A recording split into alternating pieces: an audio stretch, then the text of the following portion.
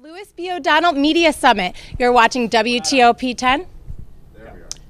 Good afternoon and welcome to the 7th annual Louis B. O'Donnell Media Summit. You're watching WTOP 10 live from the red carpet just outside of Waterman Theater, where the panel discussion will take place in just about an hour from now. Today is October 27th. I'm Samantha DiMascio. And I'm Alex Resila. It's actually not that bad a day. I know we had some flurries in the forecast. Our meteorology students were calling for snow. It was actually not that bad.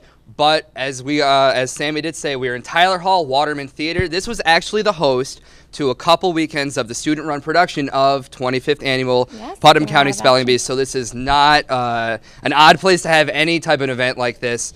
And today for the summit, we're going to be having some moderators. We're going to be having panelists. They're going to be coming in through here. We're going to take a look at that coming up shortly. But for right now, we want to talk about the topic, which is diversifying in the media. Diversifying yourself. The 2011 edition hosts 6 panelists of media experts who will be discussing the topic of diversifying yourself, specifically narrowed to ethnicity, gender, and technology. So we'll be focusing on that and that'll be something that we can look forward to. Obviously, 3 o'clock is when the Media Summit gets underway. That'll be 3 o'clock to about 4:30. Now, it's my understanding that there's going to be a question and answer session once the 4:30, once that hits, and then people can do connecting. They can do business cards. You can do anything like that. That's why we're trying to implore people to come down here. It's trying to help out your career, trying to help out the people that want to give you jobs. We have a lot of great alumni here that are willing to, hand out business cards, a lot of great motivation. It's great to talk to them and just keep us motivated that after college, where are you going to end up? There is a little bit of hope. But speaking of 2 more college students, we do want to bring you over to 2 more reporters that we have live on the scene with us, our very own Samantha Ye and Asa Stakel. What can you guys give us for a little bit of a preview? All right, well, thanks, Alex. And we are here right outside of the Waterman Theater, waiting for people to come in, and we'll be interviewing students, professors, panelists alike. Some of the panelists are supposed to come and speak with us, so absolutely talk about diversity and how students can diversify themselves here at the Media Summit today. So very exciting stuff, and we'll be bringing you that all hour, and we are less than an hour away, so very exciting stuff. And I know you're an expert on this, well, per se, but like Alex said, diversity is the topic this year, and can you tell us about that? Well, this year's theme is diversity, and it's focusing on more than just diversity in the workplace and diversity in the media, but also diversifying yourself in terms of your skills and how you can best equip yourself to enter the job market. So it should be interesting. Sounds good, and we're going to send it back to Alex and Sam at the desk. Thank you very much, guys. Now, all morning during the 9:35 classes and during the 11:10 classes, we had what's known as classroom discussions or class talks, and that's basically where the panelists were coming in and talking with the students, discussing their careers, their goals. Many of them actually were SUNY Oswego students themselves, as recently as a couple years ago. We have some people from the 70s that have been here quite a long time. Yes, and going back to the history of the summit, we have one of our panelists, Lou Borelli, who was a 77 graduate here at SUNY Oswego, and was a founder of the Media Summit. Al Roker, another alumni. Everyone remembers him from CVS. He's going to be the one that is bringing you your bacon and eggs every morning with you, telling whether it's sunny, it's rainy. Generous donation to actually rename the summit in honor of the legacy of Dr. Louis B. O'Donnell, who had a great influence on professors here at SUNY Oswego. Now, I know we have, obviously, the panels coming, but what a lot of people might not understand, television is not as magical as it may seem. There's a lot of work, a lot of dedication, not even just the TV aspect of it, but the work that really, truly goes into the Media Summit. It's kids are taking 11 months of their time, several days a week, meeting and discussing. Yeah, absolutely. Sammy was just saying how she was just in one, with a speaker, and how he tells you like it is, and sometimes it's not what you want to hear, but... Now, the director, who is also one of our very own, was able to sit down with us and talk to us for a little bit about his own experiences with getting the Media Summit panel operating and ready to go.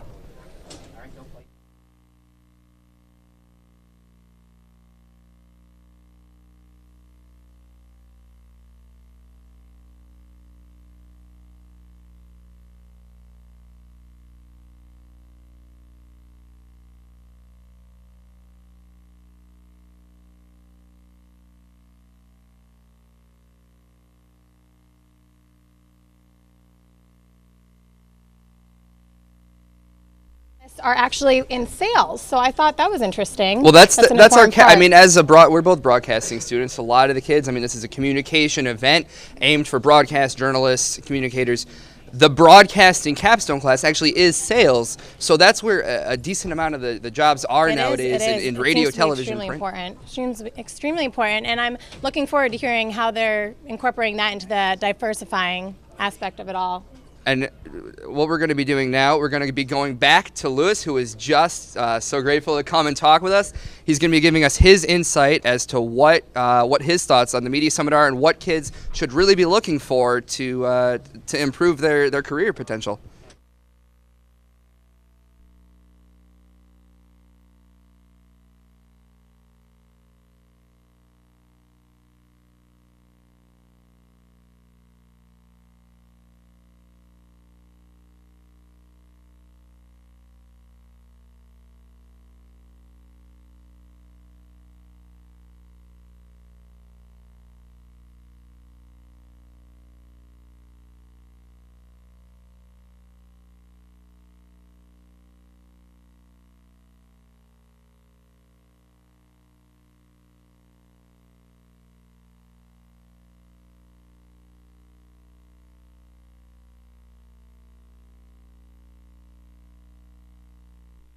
So sitting just outside of Waterman Theater here, I'm feeling quite the brisk. Coming in from the doors, I think our panelists are going to get a good dose of the Oswego weather here. Well, it has been getting a little bit nippy. I know. I mean, it's not a surprise. My gloves today. I don't have my gloves. You should have reminded me. Stick my hands in my pocket. You should have called me this morning and said, "Hey, Alex, can you please remember to bring your gloves?" She didn't do that though. But what we are going to do, you just said panelists coming. They're not quite here yet, but we are going to send it right back on over to our reporters, Sammy and Asa, to give us any new updates they have. All right, Alex. Well, thanks. And it is indeed nippy. We're staying right by the doors. You guys are over there. I don't know what your problem is. Yeah, it's a little chilly. But this is the first year that the Media Summit is being held in Waterman Theater. Did you know that? I did, but tell us more.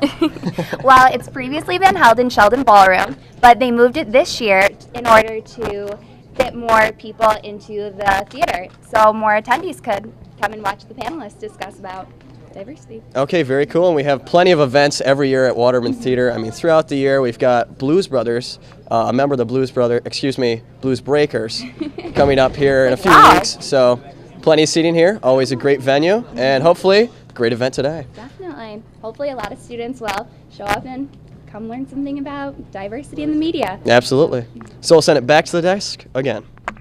Now, I don't know about Asa, but he said Blues Brothers. I don't know if I heard him correctly. Hopefully, we're not going to have Dan Aykroyd. I mean, that'd be cool. I'd want to get his autograph. Now, this year's summit is actually moderated by Dr. Michael Amy, the general manager here at WRVO on campus. Last year, we had Benita Zahn from Albany, WNYT Channel 13. So I'm looking forward to seeing what he has to say. Now, I actually do have a personal story about Benita Zahn. Over the summer, and I know you're from the Albany area also. She's local for us. I too. absolutely love her. Over the summer, I was an intern with an ABC affiliate in Albany, and we were doing a story about the Albany Memorial Hospital was implementing some sort of a change of some sort. But anyway, I saw her doing her live shot for Channel 13, doing her live shot. And she ended up, we ended up talking. She remembered me from coming to SUNY Oswego from last year's Media Summit. And she ended up tweeting about me. She said, "Hey, I just ran into this kid, Alex, from Oswego." And it's on Twitter. That's the best feeling. So, my goal for you and for Sammy and for Asa is to get one of the panelists to tweet about them. That is the goal that I'm setting over the next 50 minutes until we come back and we go to the summit. Is have one of the panelists tweet about you. I know it's a little bit of a reach, but we had one of our WTOP sports reporters tweeted by Aaron Andrews. Now that is impressive. I was a little bit envious of that. Now, we said that Dr. Amy is WRVO. He is the moderator. Now, what a lot of people do not know about WRVO is that it's a good place that a lot of students can get internship opportunities. A lot of them can get possible first careers there. It's on campus. So a lot of students, if you're living, in a dormitory, if you're living in a residence hall, you can walk down the street. It's right in the library. Absolutely. That's an absolutely fantastic opportunity. Oh, we have Lou Borelli over here. We do, Let's and what we're going to be doing is we're going to be going over to him in a little bit to get his first interactions and first opinions of this summit. And we're going to go over to our very own Samantha, Ye, and Asa. And what do you guys have over there? All right, well, I am joined alongside Lou Borelli, who is responsible for the Media Summit, in part at least. So, what are you excited about this year? I'm really excited for the students to hear what our panelists have to say about the evolution of diversity or lack of diversity in media. I think that this year in particular, as you see, technology advance and you see a lot of changes in terms of ownership and the way people consume media, it's simple sometimes to lose fact that you're sort of having limitations in terms of your voices and what you hear. We have a great panel this year, and I think that it's going to be fabulous. I can't wait. Okay, beautiful stuff. And can you talk about what the planning stages for the Media Summit are like? Well, I'm happy to say that this is probably the first year where I've had the least input. We're really happy that, for the most part, this has become pretty much a student-planned, student-run event. Dr. Dave Moody, who's responsible for organizing it, has got a great team of people, and they've really done all the heavy lifting. And while I provided my input early in the year, frankly, this has been a great student show, which is perfect to honor the legacy of Doc O'Donnell, who effectively said, learn by doing, get involved. And so I'm happy to see you guys here and everyone who's been working in front of and behind the camera to make this a reality.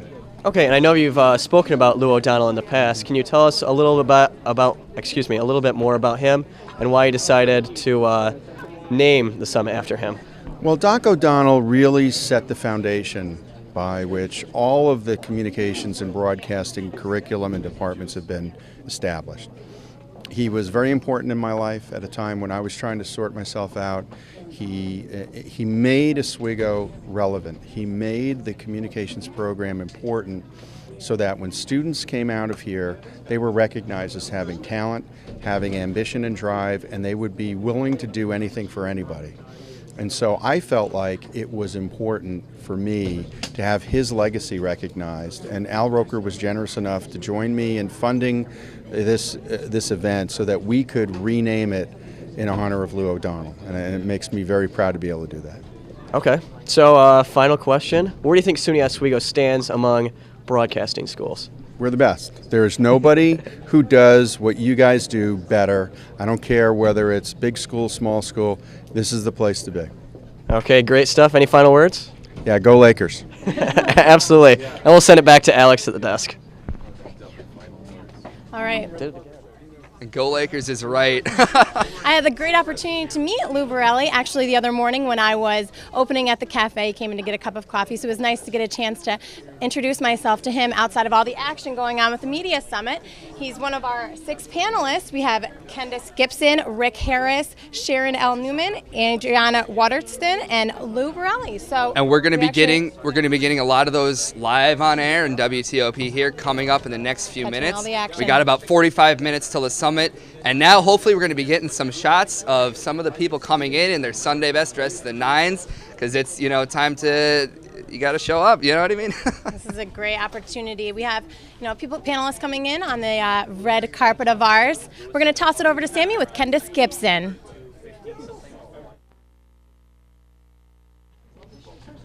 I'm here with Candace Gibson, SUNY Oswego alum and featured panelist today. So, how has the campus changed since you've been here last? The last time I was here was in the summer, so it's a lot colder. Yeah. Well, it's great. I love the new dorm halls or residence halls that we have with the tents in the middle of the quad. So that's been great. Yeah, Occupy Oswego at its finest. Yeah. They must be really cold. Yeah, they're the other 1% that's not cold, apparently. Definitely. Well, so this is your first summit you're speaking at. What are some topics you hope to discuss? Wow. I'm not sure because it is the first one. It's going to be interesting to see what does get discussed. It's pretty exciting to just talk about the path that I've had since I've been in Oswego. Well, I look at you all I understand that you spoke in a couple classes. How did those go? They were pretty good. I mean, I forgot how painful it is to talk at 9:35 in the morning and trying to be coherent. And so it was the first class was a news writing class at Mahar, and that was fun. And then there was a screenwriting, film screenwriting class a little bit later on at the campus center that was really cool. A bunch of really creative and fun folks. Yeah. Hi. Hello. I know. I guess we have our next featured speaker lining up. But so I guess the only other thing, what advice do you have for students entering the job field? Hold on, let me realize. Excuse us. Sure. All right. So for people getting into the job field, do a lot of internships, walk in front of cameras, just kind of know what you want to do and focus on it and just work hard towards it, and it all works out that way, I guess. Mm-hmm. So. Great words from Candace Gibson. Now back to Sam and Alex. Now we are hearing that Deborah Stanley, the Oswego president, will be here shortly in just a couple minutes. But we're going to be having more panelists throughout the day, interacting. Today is a good day. You want to go out and connect and network with people. So Absolutely. We're giving you the opportunity. We're giving you the opportunity to look at who to contact with. Yes, it's a must-be to be here. If you're not here, you are missing out. We're first going to toss it over, though, before President Stanley, over to our reporters on the red carpet, to Sharon Newman, a 79 graduate of SUNY Oswego. And she's been working with ABC News Radio, so again, a good contact. Someone, what do you have to say for us, Asa? All right, I'm here with Sharon Newman, and she spoke in my class earlier, and she's been throughout the industry. She's been a news director in radio, produced, been in television. She's been everywhere. So, are you glad to be here at the summit? Of course. The school, I'm always glad to come back to Oswego. No matter the weather, no matter the time. I'll always love coming back to Oswego, but to come here for this is especially important because to deal with you guys, to see where you're going and how much you've learned and what the facility has provided for you to learn, it's just so rewarding to know that you're better off than we ever were, and you're going to go out there, and as I've told you in class, you're going to have this network of alumni out there waiting for you to help you to all of us learn together as this media changes. So it's great to be back. I love to be back. Okay, and talking about that network, I know Lou always says that Oswego is the best. Is the network really that big? It really is that big, and there are people in important places. You know that you hear the Al Rokers and the Linda Cohens, but there are a lot of people in a lot of important jobs in media. I'm in news as well, and in sales, and in all these various facets that will help you once you're out there. If you stay in touch with the school and social, we talked a lot about social networking. Social media helps you stay connected now like never before, and there's no excuse not to take advantage of the people out there because, like it or not, it's who you know in a lot of ways. You have to have the goods to do the work, and knowing what you guys are going through, like this kind of a setup, you're already more advanced than a lot of people that I would typically interview for a job. So you have the goods, and now you know the people. So there's no excuse to go out and be successful. All right, well, sounds great, and hopefully that rings true. We look forward to seeing you on the panel. Thank you. And this is Sharon Newman once again. Back to Alex. Much, Asa. Now we're going back to Sammy. We do have this President university. Stanley has arrived. Sammy, what can you give us with about the media summit? Thank you. President Stanley. So, what are you looking forward to seeing here today? Oh, a great discussion. Just, we always have topics that are so provocative that really get people excited and get people thinking about media and the ways it's changed, the way it's going to change. And we have such wonderful contributors here today. I'm so thrilled that they're here. Yeah, I just got to speak with Oswego alum Candace Gibson, who's going to be one of the panelists. Yeah. So how is this media summit different from media summits in the past? Well, I think every year we do it a little bit better, and of course, this major production with students being so involved, I'm so incredibly proud of the program, but I'm also just incredibly proud of each and every one of you because you demonstrate such respect and such knowledge about your field. I know this is going to be a good time for you to form relationships with people from outside of our organization here at SUNY Oswego, but it's also a wonderful way to represent your campus. That's very true. I definitely agree with that. So that was President Stanley, and now here it's back to Sam and Alex at the desk. Thank you, Sammy. Now, earlier in the show, we were talking about how sales is a very, very vital part of any TV, any radio, print, any facet of the broadcast industry. And we have another sales leader. Now, sales, on the I mean, panel. as we were talking about earlier, it's really something where you have to have a work ethic and a drive, Yes. and you a have personality. you have to and the people that are here helping us to understand this are very interesting to talk to, to get a discussion with. Now we're going to send it back over to Asa with Rick Harris. Okay, so we're here again at the Media Summit, and I'm joined alongside Rick Yakobush, and he's at Clear Channel Radio. He's a general sales manager. And are you glad to be here, Rick? I'm always glad to be back here at Oswego State. It's a lot of fun here. I've got great memories here, great friends. My buddy Lou Borelli, who started this whole thing a number of years ago. This guy right here, old Lou O'Donnell, is the guy who made all of us folks from the 70s who we are today. He gave us the right advice and put us on the right track many years ago. Okay, very good. Is this your first Media Summit? No, I've been back a number of times. I'm fortunate. Again, a lot of the alums are way out of the Oswego area, living in Syracuse. I come up to Oswego many, many times throughout the year, speak in various classes. I'm on the Alumni Association board here. I was just up here 2 weeks ago, as a matter of fact. So I get to come back here quite often and enjoy each and every visit, and I can't wait to have an Oswego sub shop ham and cheese sub on the way home tonight. Okay, so other than the sub, what are you looking forward to today at the panel? Well, as I said, the panel itself, it's always gives great media topics and things that are going on in the communications world, and so I'm interested to hear more and more about things in the various platforms that are out there, and just see what is happening out there in a variety of areas. I'm in the world of radio with Clear Channel, but again, we're so much more than radio these days, because we have to have those multiple touches with multiple platforms. So I'm looking forward to some good information today. Okay, so it's beneficial to students and professionals. Without a doubt. So we'll send it back to Alex and Sam. I'm with Rick. Back to them. Sorry for the confusion. That was Rick Yakobush from Clear Channel Radio in Syracuse. And now we're going to send it over to Rick Harris. And that'll just be in a couple seconds once we're getting everyone He's a aligned. sales leader and media strategist from Accenture. So we'll send it over to Sammy now for an interview with him. I'm here with panelist Rick Harris, and I understand this is your first visit to Oswego on our campus. What's your first impression? Oh, I love Oswego. Oh, wow. No, it's actually it's a lot of fun, very entertaining to be a part of all of this. But it's interesting from a lifestyle perspective. Reminds me very much of where I grew up, Cleveland, Ohio. Oh. A working class town, ironically enough, right on a great lake. You guys have the Lake Ontario. We had Lake Erie. And given the time of year, a little lake effect snow sounds like it's in our future. So yeah, I feel like I'm home. Perfect. So a little bit of nostalgia here at Oswego.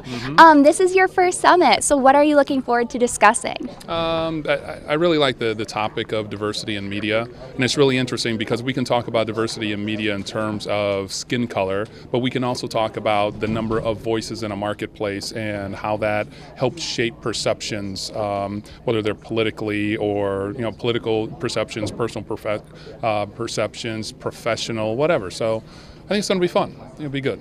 That's definitely something I'm interested in listening to today. Good. So I guess one final question. What advice do you have for students entering the job field? Wow. So you know what, I harken back to one of the basics, and one of my basics lines is work hard, play hard. There is nothing that substitutes for working hard, and when you're out and off the clock, play hard and have a good time. I could definitely take that advice. So this is Rick Harris, and now we're going to send it back to Alex and Sam. Thank you very much, Sammy. Now we're going back to a soundbite. We apologize earlier in the show. We did not have the audio for that, but Now looks like it's up and running. We're going to have that fixed. It's Louis Carpel, who is our WTOP very own. Very important here. And he's going to be talking to us. We had a minute to sit down with him. He's going to be talking to us about what his impression of the Media Summit is, his role in it, and what students should do. How many hours went into this? A lot of time. time. A lot of work. Media Summit is the director and technical director of the panel discussion broadcast, as well as the promotional videos that were produced and used to promote next year's Media Summit.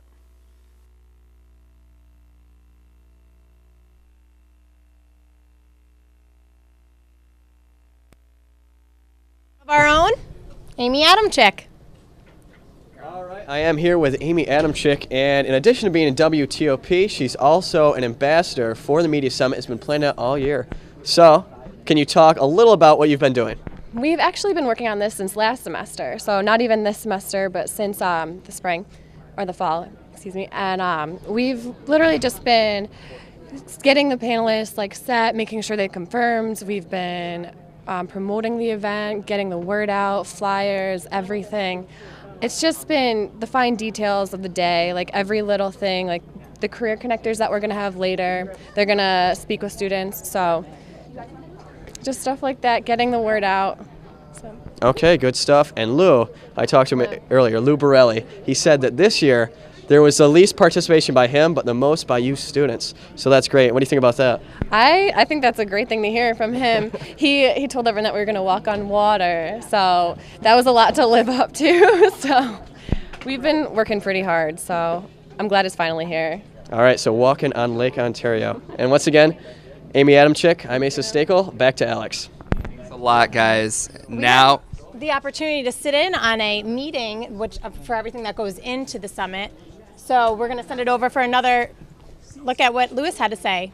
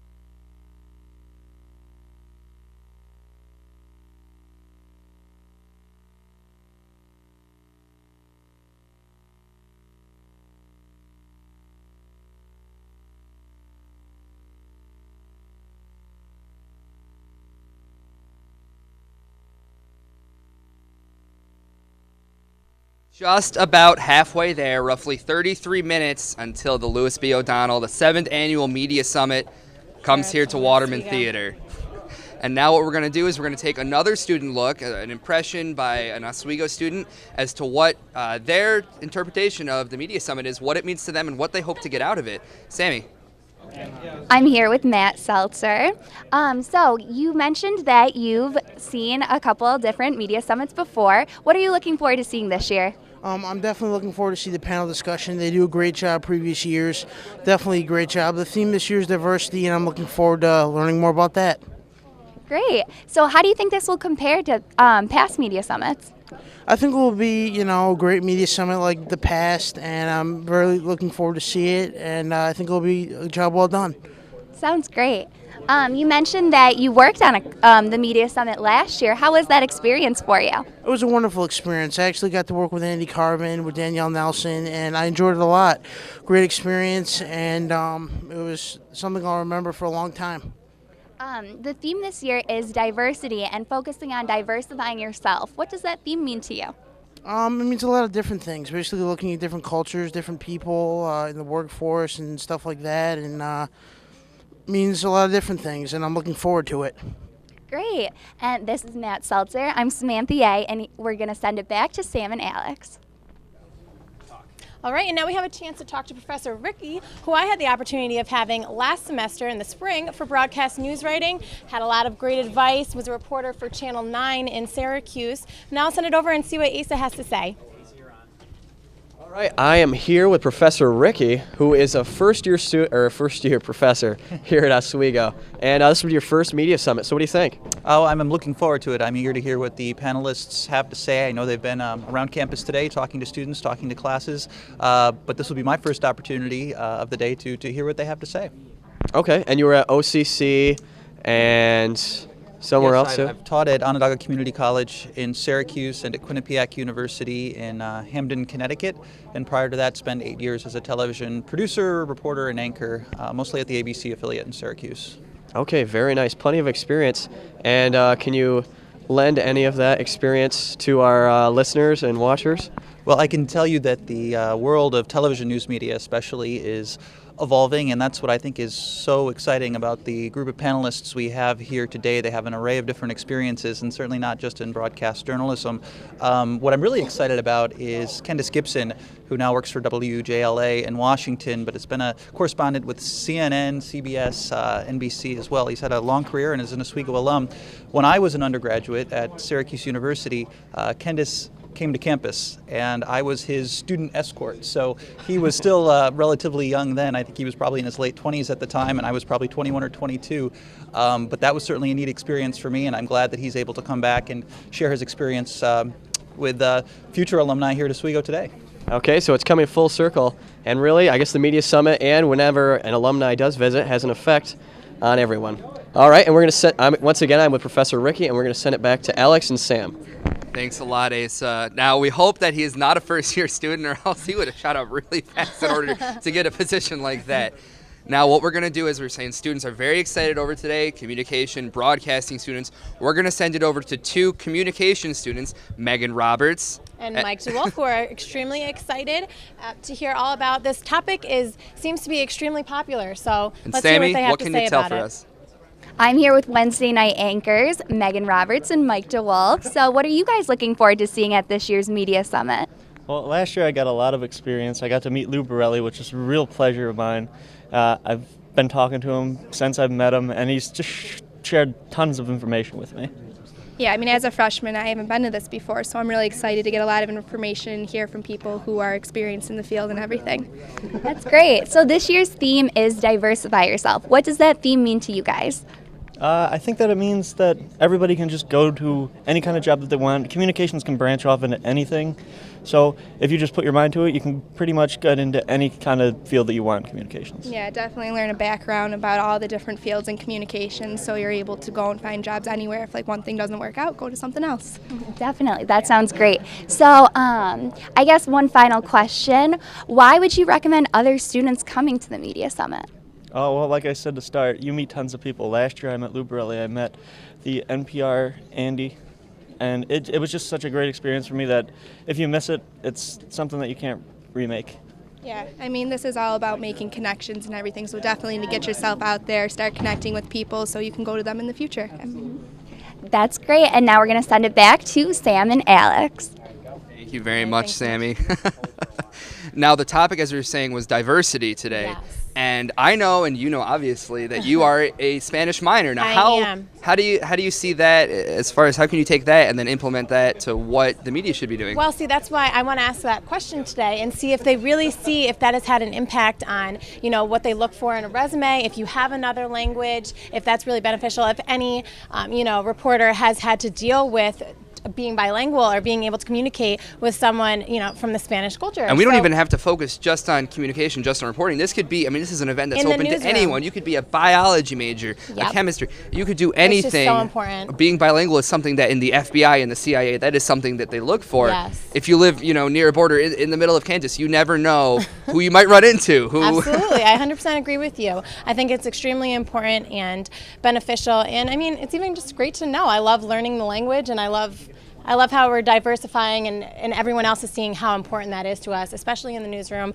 or any type of media. And we are just 25 minutes away now from the Lewis B. O'Donnell Media Summit, but now we're going to kick it on over to ASA with an alumni of SUNY Oswego, Michael Hurst. All right, we are in 0 hour here, and it is getting exciting here at Waterman Theater. And with that excitement brings in Mike Hurst, alumni of Oswego. And Mike, are you glad to be back? I am. It's always a good time. Anytime I can come to the school that I graduated from, I love it. It's a great time. Okay, absolutely. And for those of you that don't know, Mike Hurst is a former news director here right before Barry Wygel. So what do you think of WTOP's job here today? Really, WTOP to me means access to excellence for the students here. I know throughout my time here, I was able to really get a lot of hands-on experience using the equipment as well as on-air experience. So really, WTOP allows people to really get their hands on in any aspect of television that they want. And I'm really grateful to having had a chance to be a WTOP member. It really enriched my life very much. Okay, so touching stuff, definitely deep. On another note, let's see here. What's your favorite sub shop sub? I think I'm gonna have to go with just turkey cheese. I'm a plain kind of guy. Turkey cheese. Well, we got one ham cheese, one turkey cheese right now. So once again, Mike Hurst, alumni, and we're going to send it back to Sam and Alex. I don't know what you guys were talking about, turkey, ham, and cheese or bologna or whatever, but it's making me hungry. I haven't eaten yet today. I don't know about you. No, don't get me hungry. All right, well, it's good to see Mike back here. You know, it's good to see alumni come back and really appreciate where they came from, and it's good to see what they're doing now with their future. So now we're just awaiting the arrival of more and more students. So it looks like the dean has just come in, so I think we might toss it over there for an interview and hear what he has to say. And we'll be getting that in just a couple minutes, but Waterman Theater, as we were saying, students are coming in, seats about 800 people, so that's a very large audience. I think we're expecting a full house. I mean, this has become a huge event. It's here, it's happening, and we're going to send it over to Dean Fritz Masser with Sammy A. I'm Samantha A, and I'm here with the Dean of the School of Communications. What are you looking forward to see at this year's Media Summit? I hope a lot of students. And besides that, I think a real good discussion of all of the various issues related to diversity, and not only just diversity of opinion, but opportunities for a wide range of people to work in the media. I think it's only when you have a real diverse population of voices working in the media that we get a wide range of activities and discussions that are appropriate to today's society. So that's what I'm looking for. How do you think this year's summit will compare to media summits we've had in the past? Well, each year we've done a little bit of, we've done some things differently a little bit, and each year is different, you know, so I think it'll be an exciting year. This is the first year we're in Waterman Theater, so I think for our viewers who are watching on the stream or the people who end up watching on cable television or on Channel 24, I think it'll be a better program because it'll look better because we have better lighting and stuff like that. But it's going to be a different media, you know, a different media summit. Each year is different, and I don't know exactly what to expect. You mentioned that this is the first year that this is being held in Waterman Theater. How come it moved from Sheldon? Well, you know, the reason we've moved it to Waterman is because it holds about 100 more seats. And so we think last year we had standing room only at Sheldon, which was about 320 people. And Waterman can hold about 425. So this gives a greater opportunity for people to attend the event. And we think the more the better. Well, I hope there will be a lot of students here. So this is the Dean, Fritz Masser. I'm Samantha A, and we're going to toss it back to Alex and Sam. All right, well, I wanted to go back to how Al Roker funded the name change to the Lewis B. O'Donnell Summit. He also gave the generous gift of our wonderful TV studio that we have in the brand new campus center, and that hosts several of our WTOP original productions, as well as WTOP 10 News that runs weekly, Sunday through Thursday at 10 p.m. every night. And we also cover events such as hockey, basketball. Everything. We're trying to get baseball, but that's kind of a little bit iffy. We don't know if we can do that. And also a new show as of last year with Anthony Hill. It's The Rundown with Anthony Hill. It's a political talk show, very interactive, very in detail, actually. Yes, gets very both sides impressive, actually. Gets both sides of the issue. And again, going he has back, a panel of his own. Actually, he has his own panel. That show airs Sunday night, every Sunday night at 10:30, and as long as Sammy said, 10 o'clock Sunday through Thursday nights. And then hockey, we usually get those on the air 7 p.m. on Friday through Saturday. Yes. And now we're going to send it over. We have a student ambassador who is going to be very, very excited about the Media Summit, just like everyone who is coming over, with Asa Stakel. What can you give us, Asa? All right, I am here with Kiara Wilson, and she is a student ambassador, as you said before. So what does being a student ambassador mean?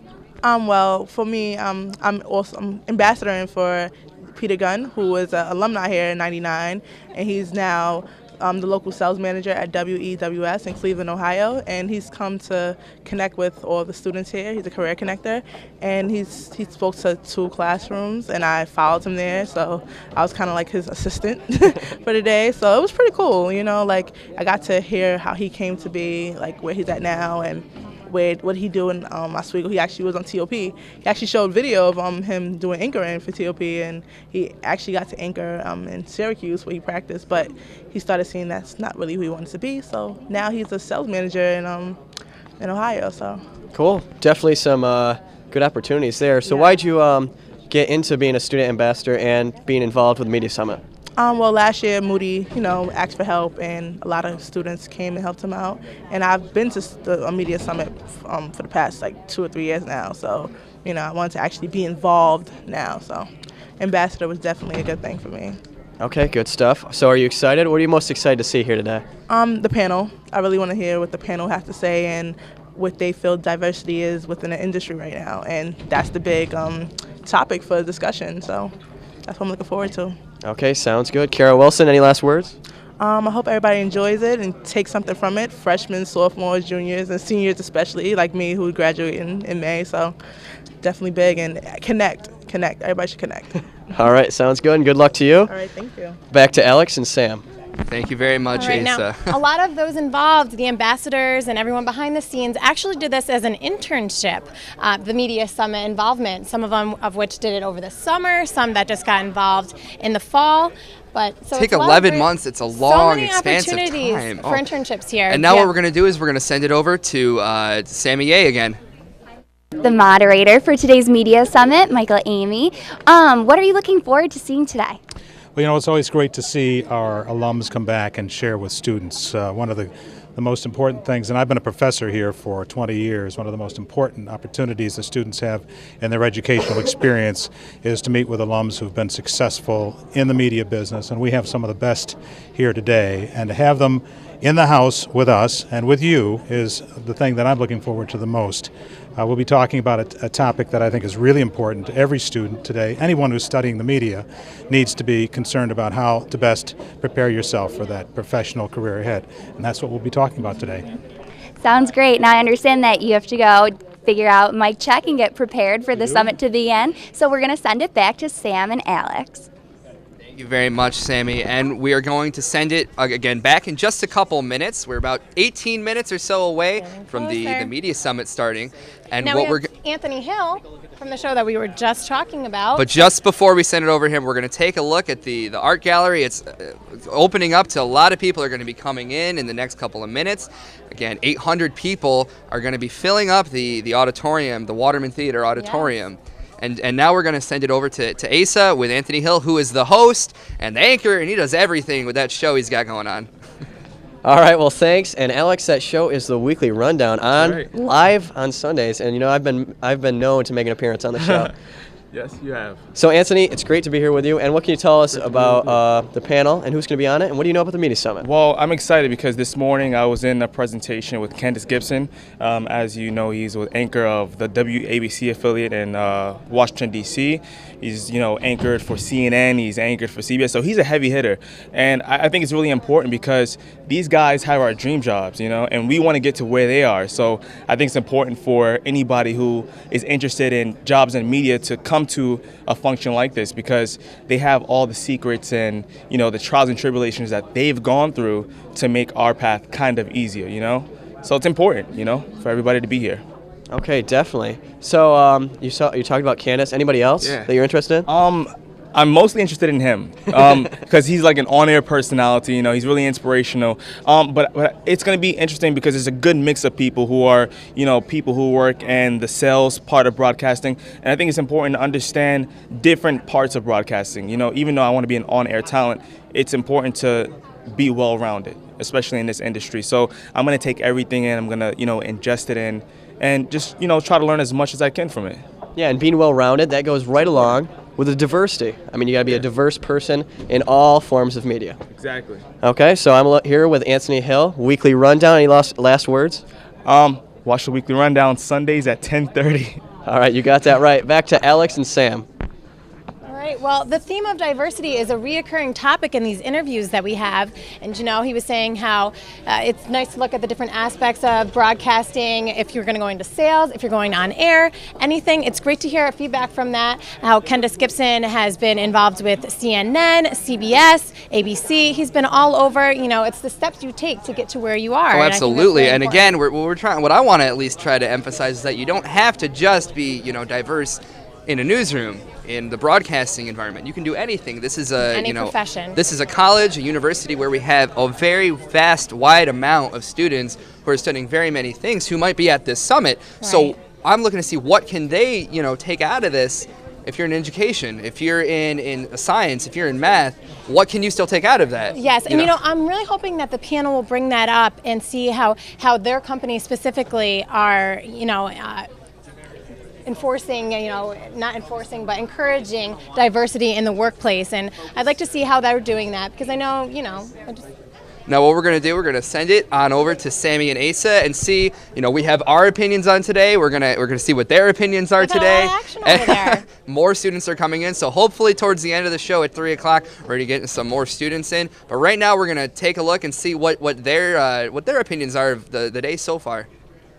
All right, well, thanks, Alex. And we are here, and we've been bombarded with It's been busy. names from the industry. So, what are you thinking about who you've interviewed today in the Media Summit in general? Well, I definitely really enjoyed speaking with Candace Gibson. I had the pleasure of sitting in on one of his panel presentations in a class this morning, and he's actually a really funny guy. He's really, really likable, so I really enjoyed that. What about you? As he walks by. I know, perfect timing. Let's see here. I guess I liked them all. Your interview with Fritz Masser and Deb Stanley, you got the good ones. Oh, sorry. But definitely good. And mine was Lou Borelli, I'd say, to see the man who kind of put this together and what he thought about Louis B. O'Donnell and the whole idea of bringing the media here to Oswego. It's also really interesting how much this theme means to everyone who we've had the pleasure of speaking with so far. So that was great to hear about as well. Yeah, absolutely. So I'm excited about getting some networking opportunities, whatnot, hearing what everybody has to say. I'll definitely be staying after to meet with all the career connectors and hopefully network a little bit myself. Yeah, have those business cards ready. All right, we're going to send it back to Alex and Sam. Thanks a lot, guys. Now we're only about 12 minutes away from the start of the summit. Yes. And we haven't seen a few panelists. I think we're missing a few, but hopefully we'll, get a good idea of what they're like inside. But I think we're missing a few of them coming in here. And hopefully we're going to grab them when they do come in through the entrance doors. Maybe they're now, finding as a I said, different 12 minutes. In a way, once that 12-minute clock hits, it's the ending. The beginning is the end for a lot of these students who have put all their time, all their effort, and all of their energy into the planning and the hosting of the summit here and getting all the panelists and the moderator and all of this coordinated. And we actually had the opportunity to sit in on a meeting and really see how far it's come. And it's not that they're happy that it's over, they're happy that it's all come together full circle. And it's really important to them that all of their hard work has paid off in the end. And they were meeting, what they excellent. said, 2 days a week. Every week this semester, 8:30 in the morning. What After could them yawning, still asleep there. I could make a list of 25 things that I would be doing at 8:30 in the morning. Top of the list is granted, I know that a lot of them were getting internship credit, but still, you got to have a lot of effort to get up that early. And now we're going to send it over to our Professor Eichhorn to see what her views on the Media Summit are. Okay, like you said, Alex, Professor Eichhorn, and department chair, I might add. Thank you. And what do you think about the Media Summit? Are you excited about it here today? Oh, we're super excited. This is one of the biggest days for the department of the entire year. And it's one of the most exciting things because of the foundation and culminating event of our alumni coming back to campus, a lot of practitioners on campus, the student involvement, and then also just letting other people on the campus sort of know what the Communication Studies department's all about. So those are the most exciting things for us. Okay, so this is our shining moment. So planning for this goes all year round. What does the communication department do to get ready for the Media Summit? Well, we work really closely with the alumni, and we work with Lou Borelli. We'll probably start planning tomorrow for next year's Media Summit. Yeah, so it takes an entire year to coordinate. In the department, we specialize one faculty member to help coordinate it from the department's efforts. This year, that's Dr. David Moody. So he has been working with the students, coordinating student marketing efforts, and working a lot with our student clubs, which I think is great. So hats off to WTOP and our radio station and Oswego. So everybody's really getting on board. So yeah, it's a year-long event process. Okay, good stuff. What are you most excited about today? Today, I think we really have to dig in deep. Not only, I think I'm most excited about welcoming the alumni back to campus, because some of them, it's been a decade before they've seen the campus, and so much has changed. And so having them interact with current students and being in the campus center with all the beautiful facilities, their eyes just light up. So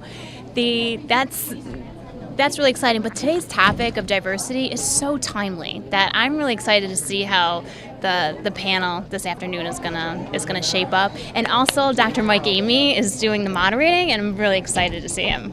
All right, me too. From WRVO, or the NPR affiliate. Sorry about that. Any last words? No, I just want to give a shout out to our current students at SUNY Oswego for all their help and their professionalism today. Thank you. All right, well, thanks again. And we're going to send it back to Alex and Sam. Thank you very much, Asa. And we have, again, diversity is a big issue. It's a big ticket item for this year. And we have, with Samantha Our Monday night producer. Who has a lot of experience. Has over 25 years of experience in the media industry. And she was actually born and raised in Hawaii. Yep. She's of Hispanic descent. So this is someone who can really give a lot of insight into what diversity in the media means. Absolutely. And before we send it over there, we're going to take a look at the ballroom, how it's opening and how people are filling it. And go over to Sammy now.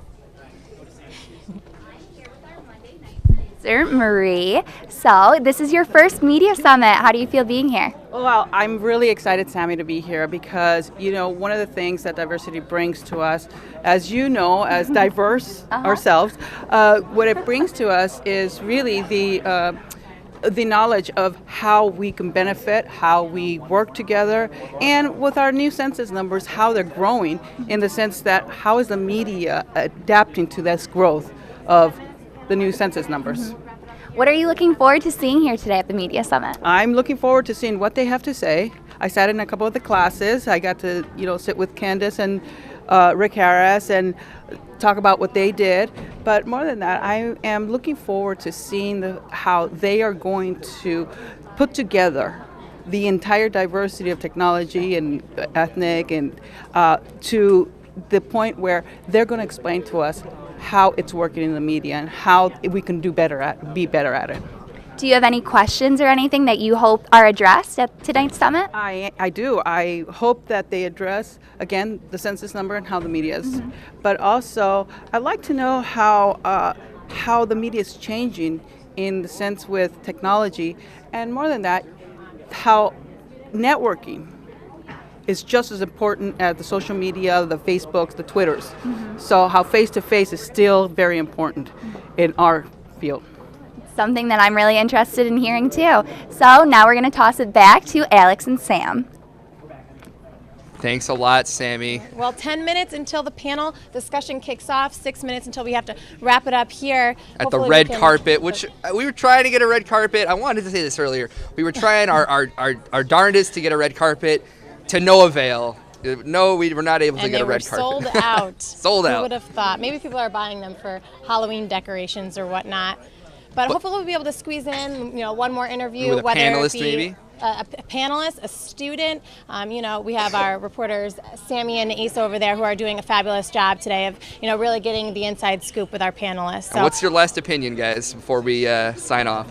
All right, well, thanks for the encouragement right there. And definitely glad to be here. I had a great time. How about you, Sammy? Me too. This is my first time doing something with WTOP at the summit, so I had a really great experience. Yeah, me too, and hopefully we can do it again next year. Lots of panelists, lots of alumni coming in. I'm so excited about what they're going to say today about diversity. I'm really looking forward to hear about technology and how new technology is changing the field that we're interested in right now. Yeah, I know. Sharon Newman will have plenty to say about that because she spoke in my class earlier.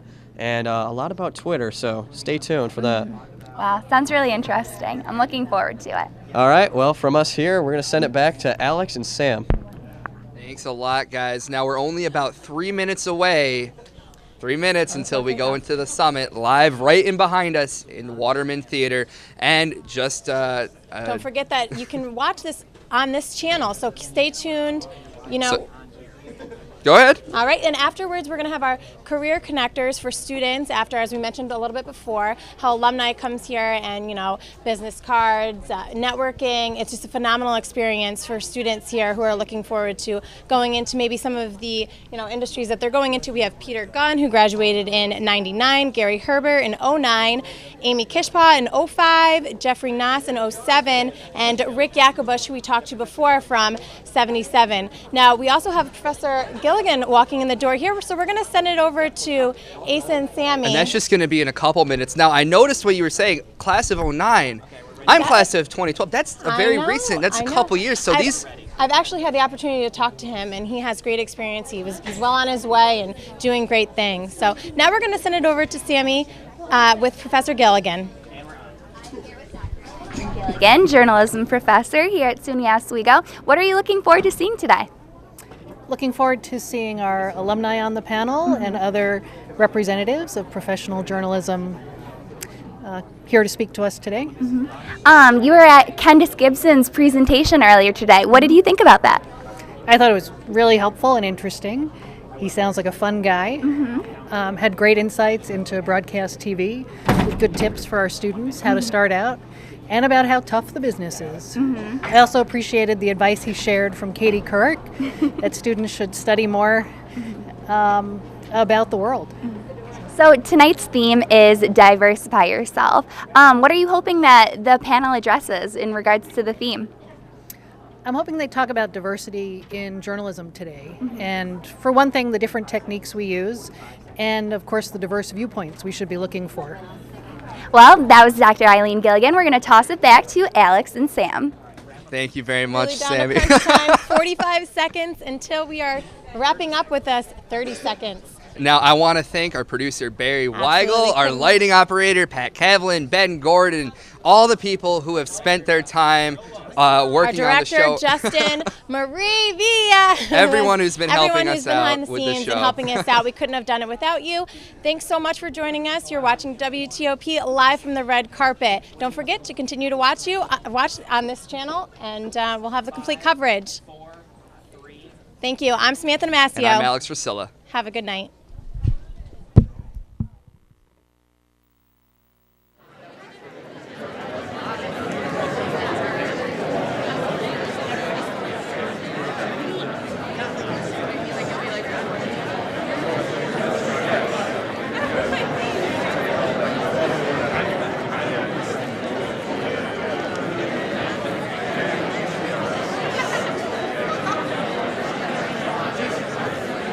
Everywhere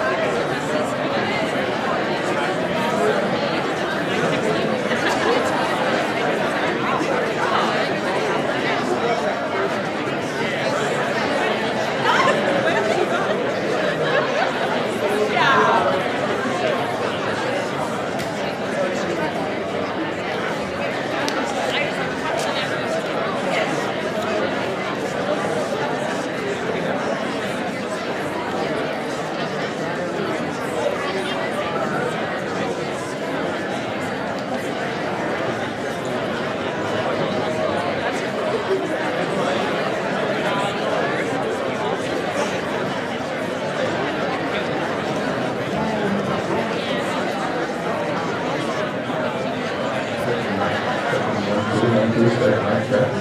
Testing, checking, 1, 2. Would you like?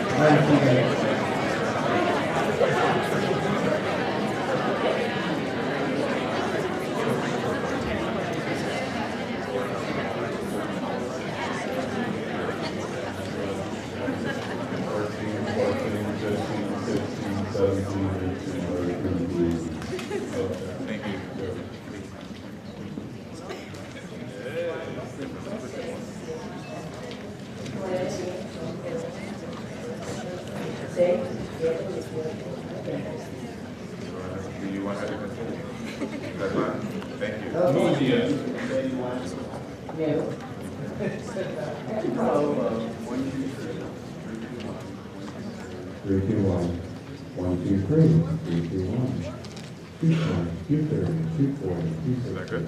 Thank you. Appreciate it.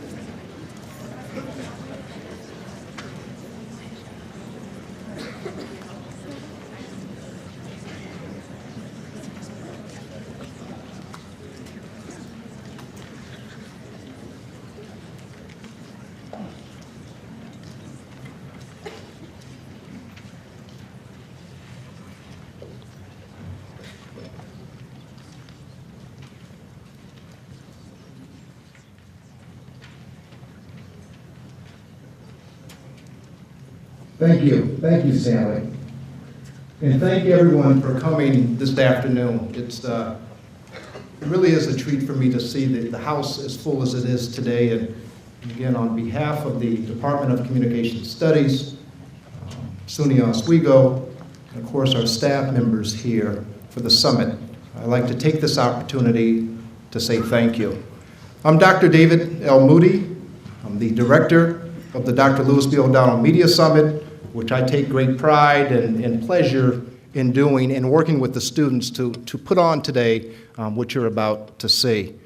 A couple of house cleaning notes before I call President Stanley to the podium. First thing is, if you have your cell phone with you, folks, as they say in the theater, now would be a good opportunity to turn them off. Okay, so we don't distract our panelists, any type of noise that way, but turn them off, and you'll make everybody happy, especially Louis Carpel back here, who's directing this show. A couple of other things that you probably noticed as you walked into the theater this afternoon.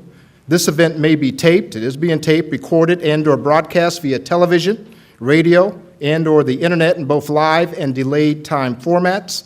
By attending this event, you're granting permission to have your likeness or image and your voice broadcast over any media without restriction and without right of inspection or approval. Entrance into the event gates grants permission, I should say, for your likeness or image to be used without any type of payment, and releases the campus and its representatives from all claims and liability relating to these broadcasts or their reuse. So we thank you for your cooperation with that. A couple other things here real quickly.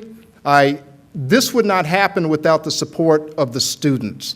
And all the students that worked on the summit, at this time, will you please stand? Please stand.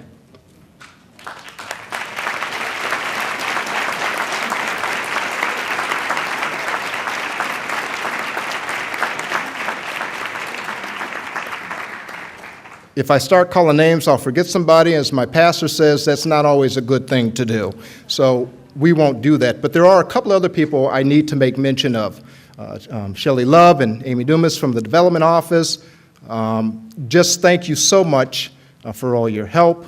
All the people in Public Affairs, Bill Canning back here, who is the tech supervisor with the students. I thank you, Bill, and everybody else who has just played such a big role in terms of pulling off today's show. Fritz, I can't forget you. Thank you.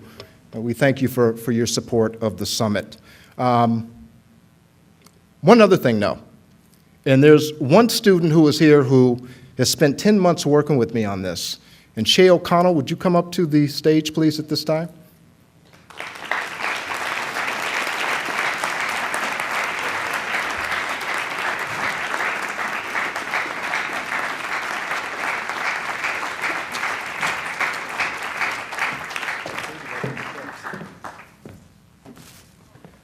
Months of working with Dr. Moody. My goodness.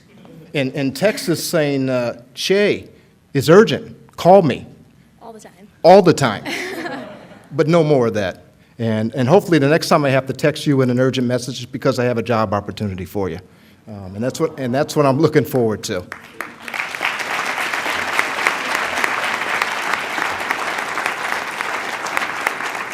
So on behalf of the Comm Studies Department, the Development Office, which Amy and Shelley were nice enough to put together this little gift for you, and of course me, we wanted to present you with this afternoon for your hard work.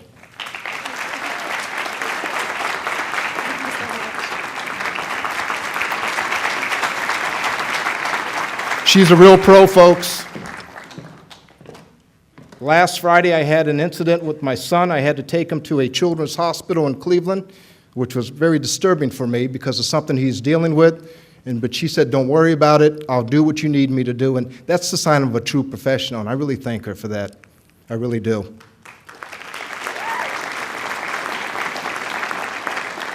All right.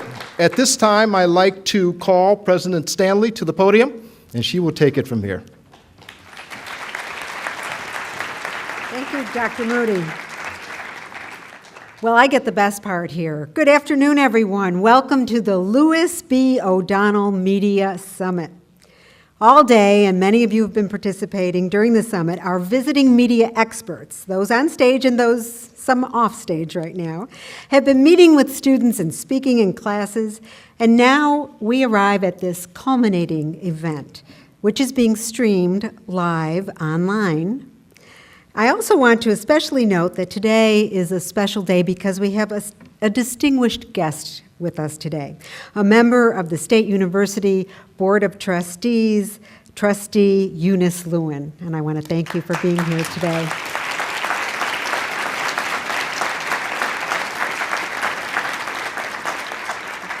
I know she's had many, many conversations on campus today, and I know I'm eager to hear what she's hearing about the campus. This is the 7th year that SUNY Oswego has handpicked a group of media professionals to give our students an up-to-the-minute look into this incredibly diverse and incredibly competitive field. The O'Donnell Media Summit helps our students, especially the up-and-coming professionals in the School of Communication, Media, and the Arts, to get a look at where the industry is headed and begin thinking about where they can best apply their talents. The Media Summit, of course, is the brainchild of Louis A. Borelli, Jr.,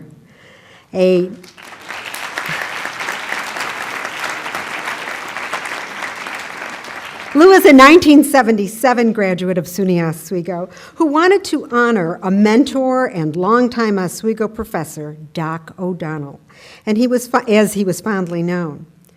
Lou Borelli went on from Oswego to become a pioneer in cable television, online media, and broadcast production services. For years, Lou was instrumental in televising major entertainment and sports events worldwide, from the Olympics to the Oscars. The Media Summit at Oswego started because of Lou in 2005. A couple of years later, he got together with this good friend of his, Al Roker, for whom, yes, I know, my attempt at humor, from whom we'll hear more, I know.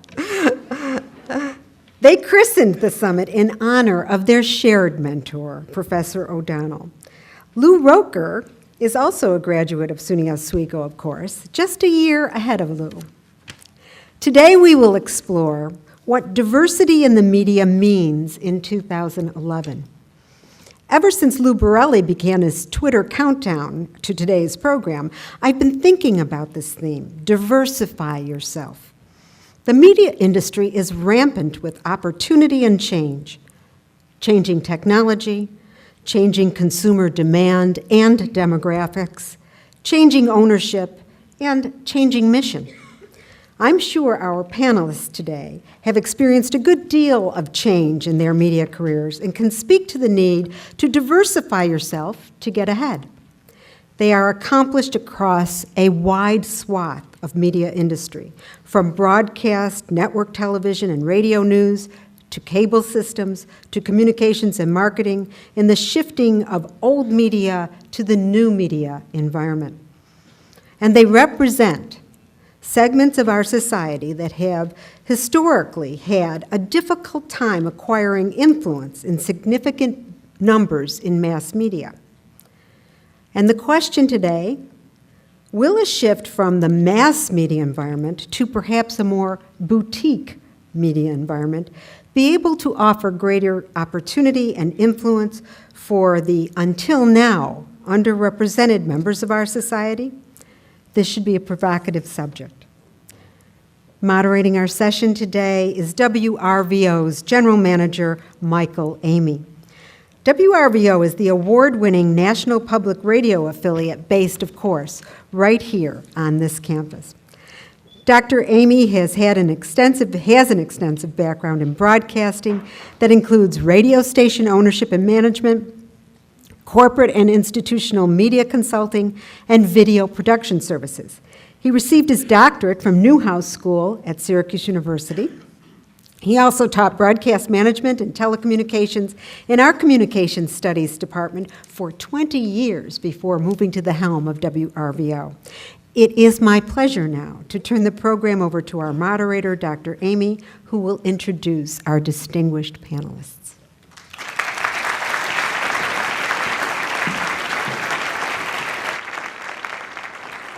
Thank you, President Stanley, and thank you for your ongoing great leadership of this event. It's really important to us to have that leadership, and to be here today and to have so many of you out here is just terrific.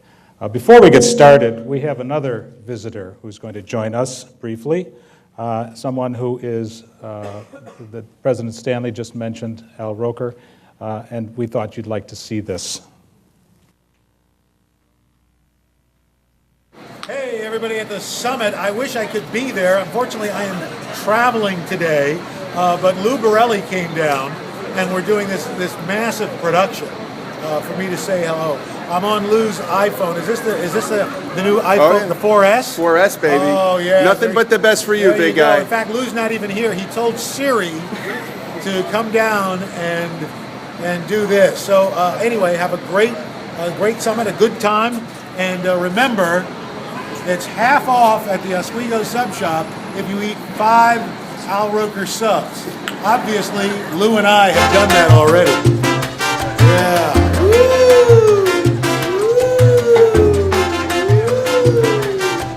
Ooh, 3D. Look.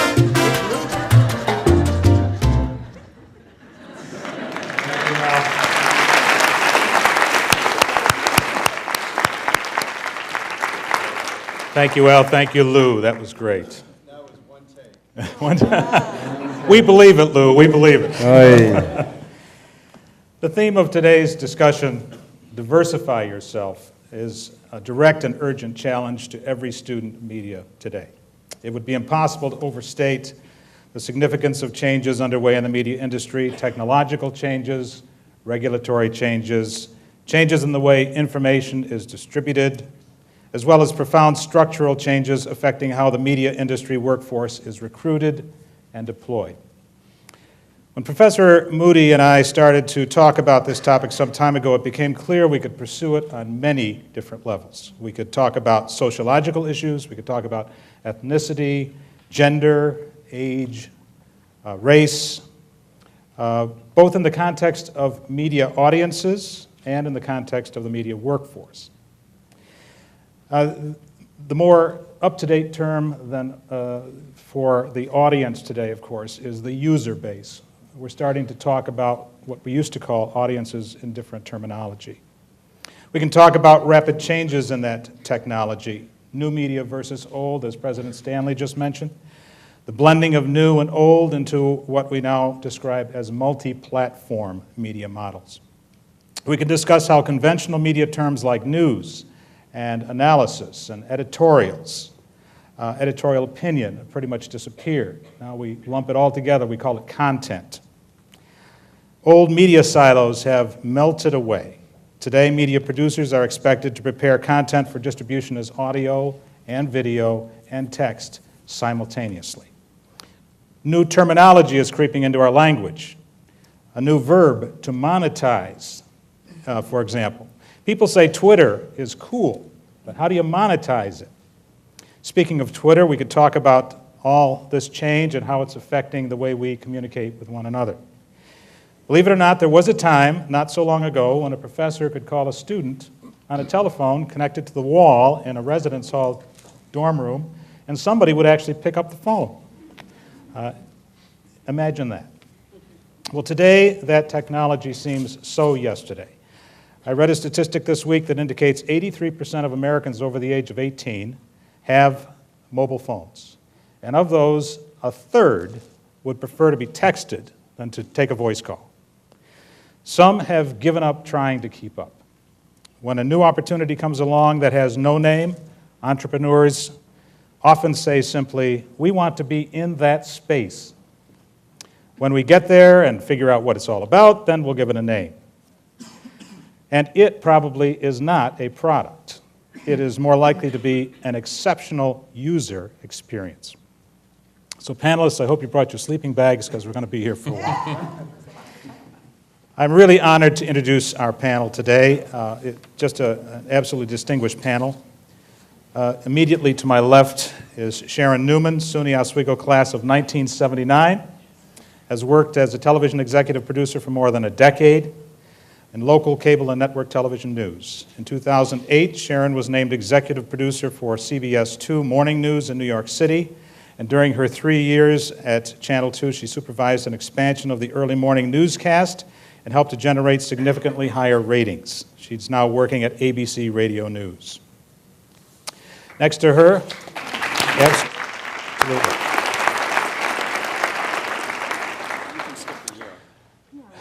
Skip the, okay, I'll skip, no. No, I'm not going to skip the year on, you're a former student of mine, I'm going to give it all to you. Candace Gibson, SUNY Oswego class of 1994, Recently signed on as anchor at WJLA-TV in Washington, D.C., one of the best television stations in the country. Candace has been a correspondent for CBS in Los Angeles.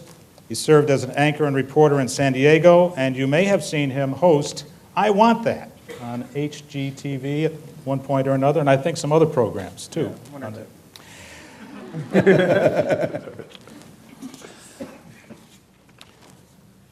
Just gave up.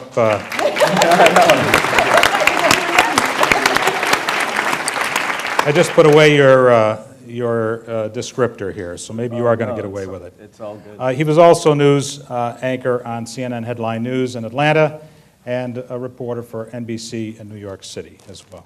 On top of that, WTOP on Tuesday nights. WTOP on Tuesday nights.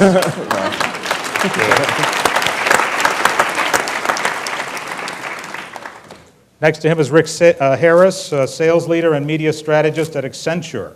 He helps develop thoughtful leadership, digital sales strategy, and industry networking opportunities for companies like Scripps Networks, Comcast, and Dell. Throughout his wide-ranging career, Rick has worked with media companies such as BET and NBC Universal. He has played a significant role with the Broadcast Education Association, the premier scholarly organization for media faculty in the United States. He's been on the board, and we thank you very much for that, Rick.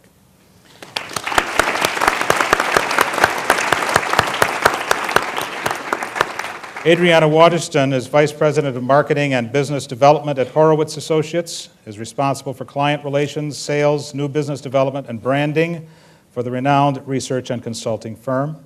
Adriana is also involved in project management for select clients and is Senior Project Manager on all multicultural and Latino research at Horowitz. She's recognized expert on the U.S. Hispanic market. And I want to start there, absolutely, sorry.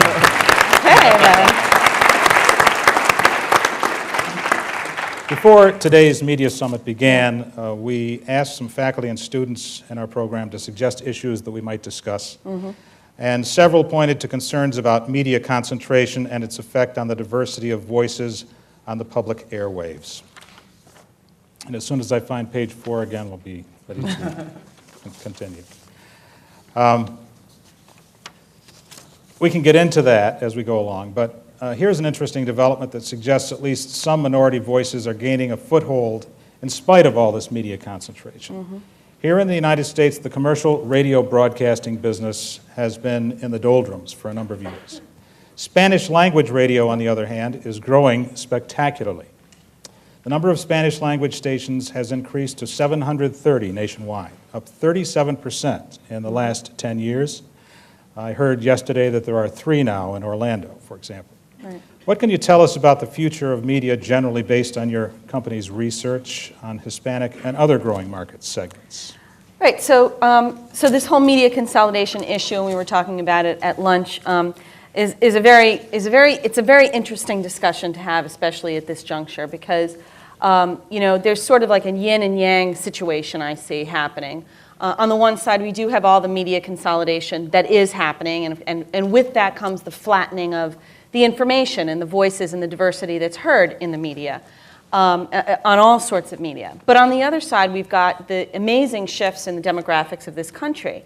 And so the reason I call it a yin-yang is because ultimately, you know, corporate America is, you know, the mandate is to monetize all the media and to make sure that, you know, that these companies are making a profit. And ultimately, it's serving the audiences. And if the audiences are shifting and changing and evolving and becoming more diverse and more multicultural and more multilingual and more global, then hand in hand with that, the media also has to become equally as diverse and multicultural and multilingual. So I think we're really at an interesting juncture, and all of you starting your careers now are really, you know, kind of at the cusp of, I think, something really exciting that's about to take place. And yes, undercutting all of that is all the new technology and what that enables. So to speak specifically, I mean, we, you know, at Horowitz Associates, most of our clients are in the media space, and many of them are television networks looking to understand their audiences and understand how to best reach and serve their changing audiences. And so we see, we're even in a tough economic time, we're actually flourishing. I mean, we're busier than ever because of this space, because of the Hispanic and multicultural space, which is really driving a lot of our business. And so that tells me that there really is a lot of interest in making sure that these audiences are served. So that's my perspective on When that. you say it's thriving, are you finding that conventional, traditional advertising agencies and others who are interested in marketing to Hispanics are coming to you? Is that something that's happening a lot, or is it still kind of a slow go?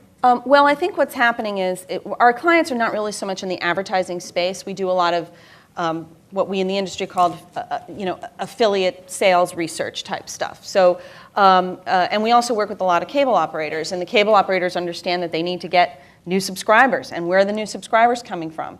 These are new consumers that are coming to the space, and who's coming to the space? Well, new households. Who are new households? Young households. And who are young households in America? Multicultural households. Today, 46%, I think, of people under the age of 18 are non-white in America. So if you're a new household in America, you're likely to be multicultural.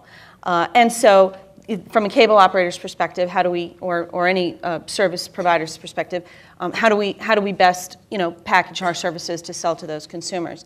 And the other side of it is the television networks who are our clients, many of whom are in the cable space, or want to be in the cable space, are looking for distribution. So they want to understand their audiences. They want to prove how well they can reach those audiences and how well they can serve those audiences, so that they can go to the cable operators and get the distribution. And so that's the kind of work we're doing. And then, of course, there are the larger networks who serve a general market and who have been very comfortable selling advertising, saying that they reach that general market, are really quickly seeing the writing on the wall that what they thought they knew about their audiences is shifting, and so they really need to understand that in order to understand, how best to position their products to their advertisers. Okay. Rick, let me ask you this question. In your work, how are companies, multinational companies, beginning to respond to these shifts that are so profound? So I want to respond to your comments. I thought they were spot on, really good. It's really interesting, though. There is a requirement that advertising agencies and advertisers actually do the homework and actually understand the profile of the audience, place a value against that audience, and then allow us, as you said, Michael, to monetize. Mm-hmm. So often the easiest path is, well, you know what, that Hispanic audience you're talking about, I can capture them by buying 30 Rock. Or I can capture them by buying NCIS or whatever, as opposed to actually doing the homework that you need to do and understand that the real value in that audience, that Hispanic audience, could be found on Univision or Telemundo or any other media vehicle that is made for that audience. I actually ran into that on a number of different occasions. Telemundo was right next door to us when I was at NBC, so I felt the pain of my Hispanic brethren selling advertising there. And then certainly at BET, one of the big pushbacks that we always got was, well, you know what, Rick, we understand it's a valuable audience, but I can capture an African American audience within this mainstream program. So when we talk about diversity, there's absolutely a recognition that there is an explosion in terms of diversity, but in terms of monetizing and building a business, too often it is easier just to go back to the big networks and buy in bulk and hope that everyone else kind of falls into that drum, so to speak. Right. So from a globalization standpoint, really interesting. So I work with Accenture, and Accenture is all about building high performance for media companies. And what does that mean? You're helping them, work more effectively and more efficiently. On my own, I kind of do this thing on the side where I consult with media companies, and one of my clients is a media company called Hum Daisy Radio. It's a radio network that focuses on an Indian audience, actually South Asian, and Hum Daisy means we Indians, and in the vernacular. So the challenge there is targeted reach and scale. We have this network that we've put together, and we have targeted reach. We know exactly who the audience is, but our scale is terrible. Right. We just don't have enough numbers. So even though we have this really good model, I can't knock on the doors of Ford and General Motors and all and say, hey, I have this fantastic audience, even though the profile is off the charts. Education is great, disposable income is great, business owners. I mean, it is the audience you want to have, but I can only sell you 50,000 of them or 40,000. And you know, in order to get in the door, you have to talk millions in order to actually do business with these companies. So yes, diversity is alive and well, but it's still a challenge in terms of monetizing, even on a global basis.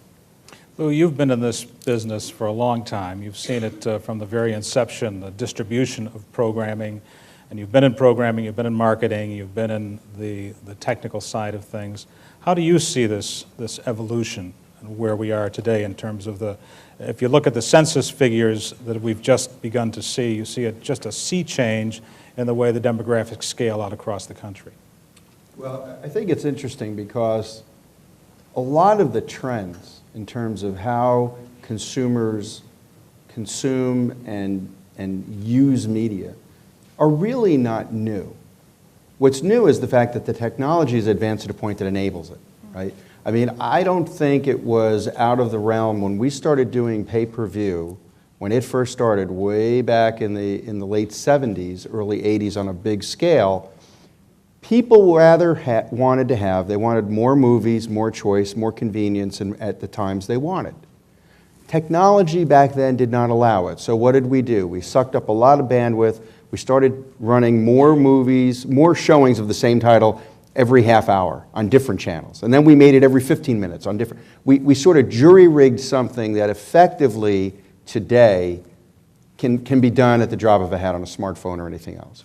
So I think it's interesting that we've gone through these cycles where consumers have demands and needs and wants. Technology tries to meet that, and generally, consumers have always been ahead. I think now we're at a point where technology is actually pushed past, and that technology can do whatever consumers want and then some. And I think that void of, oh my gosh, how do we catch up, or how do we position ourselves to effectively serve the underutilized audience shares, to be able to effectively have a business that is sustainable.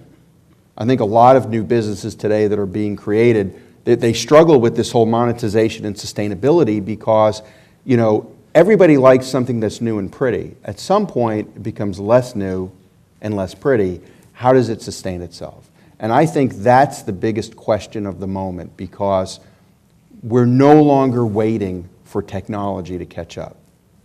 And I think this whole explosion of high-speed wireless is a total game changer.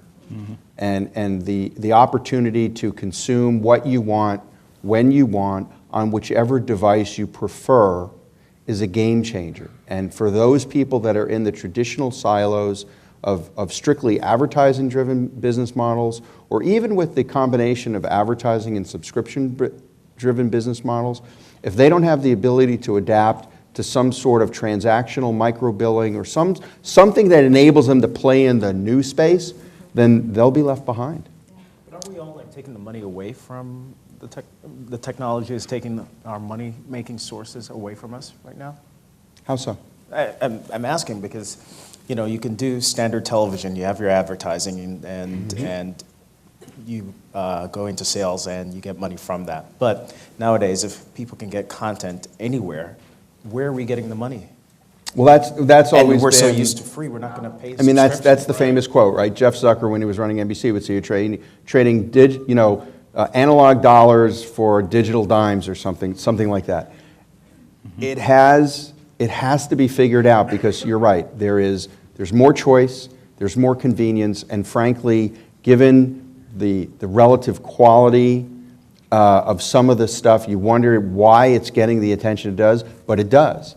And so you've got this inability to essentially herd the cats, right? I think, what Rick was saying earlier, at some point, you've got to have a strategy that effectively says, we can overcome that reach issue. We can overcome that volume issue. And that might be the part where the advance of technology that we're catching up to actually solves that puzzle. Right, right. But, in the meantime, sure, the best way to reach the largest number of people, well, I shouldn't say the best, the easiest way to reach the largest number of people are widely distributed broadcast networks. It still delivers tonnage. However, it may not be the most effective. Well, one of the things that's interesting, we do a lot of work in studying consumers and their behavior around all these different platforms and new platforms, and I understand that concern that you expressed, and I know that, and that's the problem. Everybody's worried about how to monetize that. But what we see from consumer behavior is that actually all of these, the availability of content on all these other platforms actually drives viewers back to the television and back to your content and make them more loyal viewers of you. So, I mean, that's what we're seeing. Of course, now there has to be a way to, we see that, and we are consumer researchers. We're not Nielsen. We don't measure eyeballs. So, until there's a way to really measure that and document it, and then people can monetize against it, but that's what we see, and that's what we forecast will be the future. So that's a very interesting point, because speaking of Zucker, we used to talk a lot about the cannibalization of broadcast. If we push things to digital, if we push it to out of home and mobile and iPads, what is it going to do to the big channel, so to speak? And Jeff used to always say, well, the truth is, after we've done the research, the truth is it actually draws more heat to the core content and to the core channel. So you make a very good point. There may be some dollars left on the table, but if you do it right and if you do it effectively, you do it strategically, you can actually draw more attention and more heat to those programs. So for instance, there's lots of measurement around buzz. And everyone goes, so what's buzz? Is it the number of tweets that people send out about a certain show? Or, you see all the time, whether it's a news program or, something like an American Idol or whatever, the folks on air are always encouraging you, friend us. So what's the currency there? What is that worth? I can tell you what a rating is, but I don't know. I can't quantify a friend. But we do know that there is some type of value there, so we push real hard and heavy on that one as well. One of the things we have to keep in mind, given the theme of our panel, is that what these young people have to understand is that they've got to be prepared to work in all of those spaces. I'd like to ask Sharon, you were here a few years ago, Sharon, you spoke to a class, and I was really taken by your discussion about your work at MSNBC. You were producing a daytime program, and we were talking about ratings, and you were watching them. This was when, I forget exactly what the event was, but there was something that was going on, and you were watching these ratings every 15 minutes, and you could actually see spikes across a whole series of demographics. How does a student prepare to deal in that kind of an environment? I mean, where you're doing journalism, but you're also paying really close attention to everything that goes on the air. Yeah, I mean, I think now, right. And we talked a little bit about this in the classroom earlier today, was I entered into that environment not really knowing a lot about ratings and audience measurement and so forth. I never really had to in my initial jobs, both in radio and even at ABC News when I was there for a long time. We were pretty much given the freedom to go ahead and do what we wanted to do, and ratings were not as important as they are now. So I think anyone getting into this business at all needs to know everything there is to know about audience measurement, and that includes this new world where you're absolutely right. You see all these television shows and news programming especially, tweet us and follow us on Facebook and everything. And you really, when I was at Channel 2, they made an effort and then pulled back from it because they saw no real gain from it. They saw no real audience growth from it.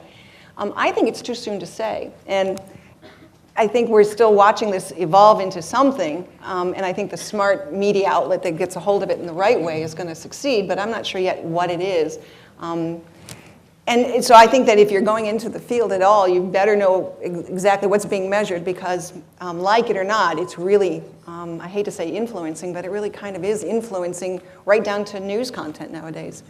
And kind of as I was hearing about Dr. Stanley mentioned the boutique content kind of thing. It is a two-sided coin in that it's great to focus and to be able to tailor your content to a specific audience and build on that audience, whatever the demographic is. But it also worries me as the the journalist side of me is very worried because I've seen so much of this narrow focus on the content to be delivered to a specific audience that I worry we're beginning to lose a lot of a bigger picture. And I think we talked a little bit about this morning. The audience tends to be sort of lazy and may not look for the opposite side of an opinion or a stand on something. And so you're going to have it becomes an echo chamber. And I think you've seen some of that, which eventually becomes so polarizing in the news landscape. And it concerns me because on one hand, you are trying to go after a very specific audience, but on the other hand,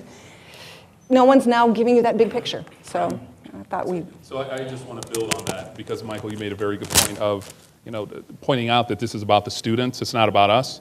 So I worked for a guy, John Lansing, who is now I think he's executive vice president for Scripps Networks, runs the whole shooting match. Really, he's just a brilliant guy. And John used to always tell all of us that it's not an either-or world, it's an and also. It's not either or, it's and also, which means we're talking about media. You can't split the baby. You can't say, oh, I'm the sales guy, and oh, I'm the journalist. You're in the media business. Media itself, when you talk about advertising, is somewhere in the neighborhood of like an $850 billion business. So the thought that you're just going to go into an organization and kind of do what you want and write what you want and have no fiscal responsibility, that's laughable.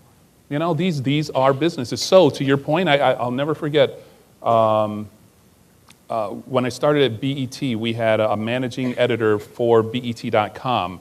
And one of the things that she used to tell all of her journalists was that, okay, that's great, we're covering the news and we're doing music and entertainment and everything. She said, but understand, we're also helping to build a business. And that's a very fine line for a managing editor to toe, but it was kind of refreshing because, it kind of, drew the curtain away and said, okay, it's all right to realize that, yeah, it's a business. You have a responsibility within this business, but let's not forget what feeds it. Candace, do you tweet? I think my last tweet was 30 minutes ago. Okay. A photo of everybody. I not only tweet a lot, but I also get a lot of my story ideas from Twitter and from my Facebook newsfeed. And on a lazy day before I go into work, I'll just look at the Washington Post newsfeed or the Twitter feed, and those are where my story ideas come from. I know, slacker. I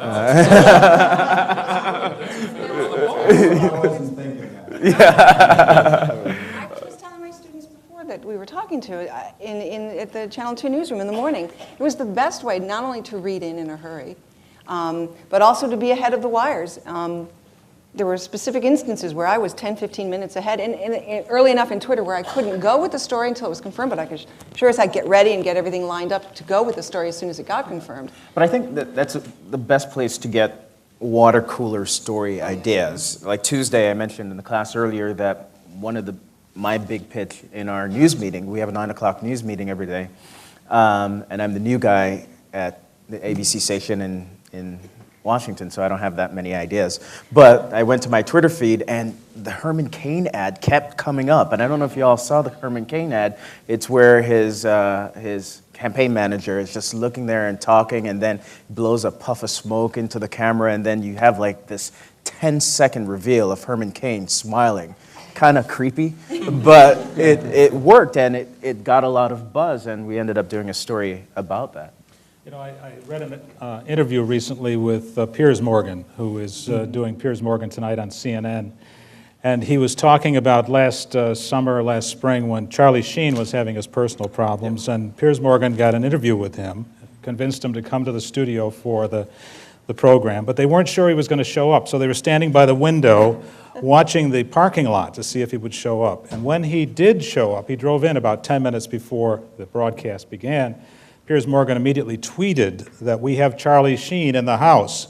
And he said it built his audience by at least 500,000 viewers, which is, when you talk about this being a business and thinking kind of out of the box in terms of how you can build the business in novel ways, Twitter, which is just one technology that's out there, is one of those. Lou, you must have some thoughts about that too. Well, you know, here's something that just was reported on a couple of days ago, and it caught my attention because, you know, one of the mediums that we haven't talked about so far are newspapers. And if you remember when putting your newspaper and putting news stories on the web and laying it out there was sort of everybody's way to stay ahead of the curve. And yet, at some point, and I don't remember exactly when, there was this conversion or discussion of converting to a paywall.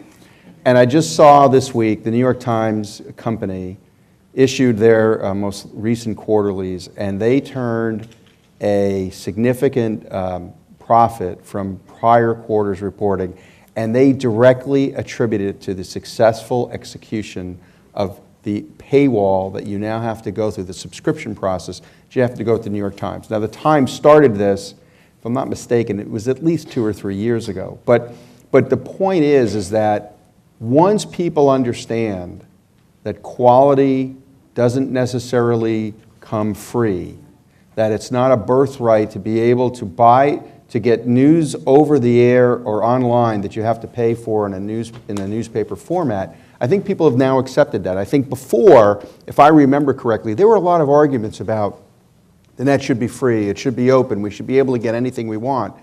And yeah, but at the expense of a traditional and important within their space organization. So they bit the bullet and said, no, we're going to have a subscription model and we're going to try this. And I think, to their credit, they've managed to be a bit more agile than some of the other older line media companies.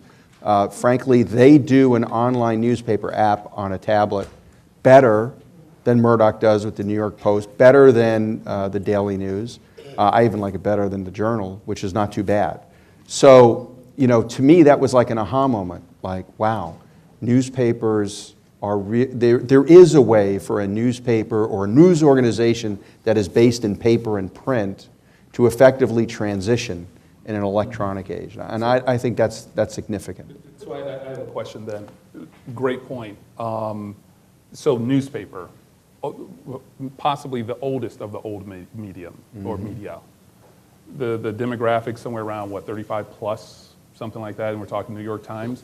We're in this room, and sans the professors and other academicians. The old folks. Exactly. The average is somewhere probably, around 20, 21 years old in the room? 19.8. Right? So, given Lou's point, how many of you, just by show of hands, how many of you pay for content? Whether it's, news content, or do you pay for music, or do you buy Hulu Plus streaming video? Show of hands, how many of you pay? Ooh. Now that's encouraging. Exactly. More than you thought. Exactly, more than I thought, because for so long the assumption has We're been very the internet honest is here free. in Oswego. Exactly, that's great. Do you know anything that has done that has ruined it for free content? Okay, so we all logged onto the internet and thought that, I call it the internet, and thought that we should have everything free. But when we started paying for apps, that's when we all became used to just paying for different things and paying for contents. Steve Jobs has ruined everything. But it's also, there's also another dynamic, which is that, as Lou was pointing out, the consumers often are in front of the technology or in front of, the businesses anyway. And actually, I think it's more in front of the businesses because, when there was all this concern about hand-wringing, about people are stealing music, and the music industry really suffered from that. And we know what we wanted, how are we going to monetize all this? Businesses were reticent to put their content on these multiple platforms. And so consumers were finding their way around that and getting, and finding different ways to stream it and the file sharing and all of that kind of stuff. That emerged because consumer demand wasn't being met by the businesses. Now that the businesses are stepping up, as to Lou's point with the, with the New York Times and all the apps, I mean, some of our clients, like we work with, with Disney, ESPN, ABC, and they've really made a firm commitment to having an online presence and having a presence on the tablets and the apps and I can't speak to how they're monetizing it or not, but I can speak to what consumers are saying about it, and consumers are eating it up, and we're seeing that drive even further viewership. So and loyalty. So, I mean, I think really the businesses just have to get behind the diversity, you know, the multimedia stuff to be able to really see those successes. And for students going into the media field, that is key now, because it isn't just going into newspapers, going into radio, going into television, or to the internet. I can give you the example now working at ABC Radio, and I've been watching how they've developed with Slacker. They've developed a program that is on-demand news radio and now it's available through AOL's app on smartphones, where you can get the radio news that you want when you want it, and it's a huge commitment from ABC Radio to make this content current and, I mean, to the minute, with all their talent involved in doing it, and it's really kind of cool. But it shows you that they're being smart about it, I think, in that they're not going to just sit and be the biggest radio news network that there is. They're out there trying to find a way to get into the internet on demand, where you wouldn't think radio would be on demand kind of a thing. But they're also making it a very aggressive presence on the web too. So anybody getting into the field needs to be ready to do all of those things. And just as the New York Times is shooting great video at stories, and so that's available, and so it's now you wear many hats, and you have to be good at all of them. So. One of the areas of all of this technological development that I think we'd be remiss if we didn't talk about it is what's been happening this year in other parts of the world. The so-called Arab Spring, for example, that was launched by young people like this on Twitter and texting one another, and now we've seen 3 despots thrown from power, more probably on the way. What are we learning in the overall scheme of media as a global force? I mean, we tend to, in this country, at least, I've been around long enough to know that we used to think of the United States as being a key exporter of media, the only exporter, and now we find that there are lots and lots of really interesting things happening out there. How is it affecting the future of these students? How is media affecting? How is the globalization of all of this technology that has literally leapfrogged? I mean, you go to parts of the world where the infrastructure has not been in place the way it was here. We had the advantage for many years of having all those telephone wires going into all of those houses, for example, and then cable's been around for a long time. But in many parts of the world, none of that is there, but yet this technology has suddenly just launched a complete sea change. Any of the revolutions, and I'd prefer not to call Cheney, Rumsfeld, and Bush despots, but I don't think any of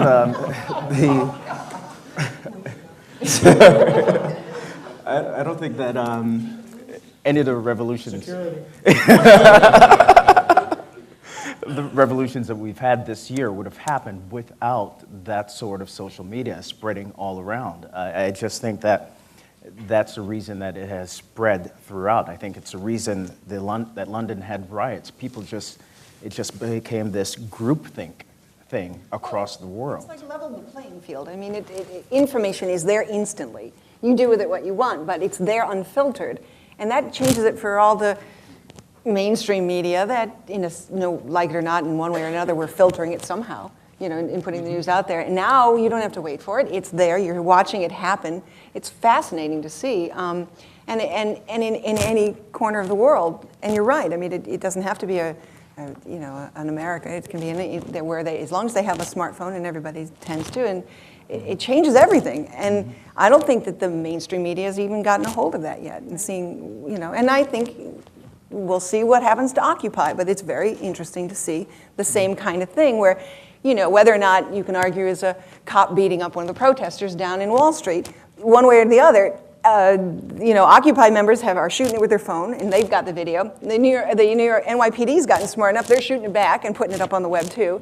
And it's just so you can make your own conclusion about what's going on there, but that takes everybody else out of it. It takes all the mainstream media right out of it. It's happening right there on YouTube. YouTube is probably the biggest influence right now. So where this goes it's so interesting. Well, it requires the consumer or the user or the viewer, any label to be more responsible as to how they absorb the impressions they're getting. And we talked about this in class the last few days.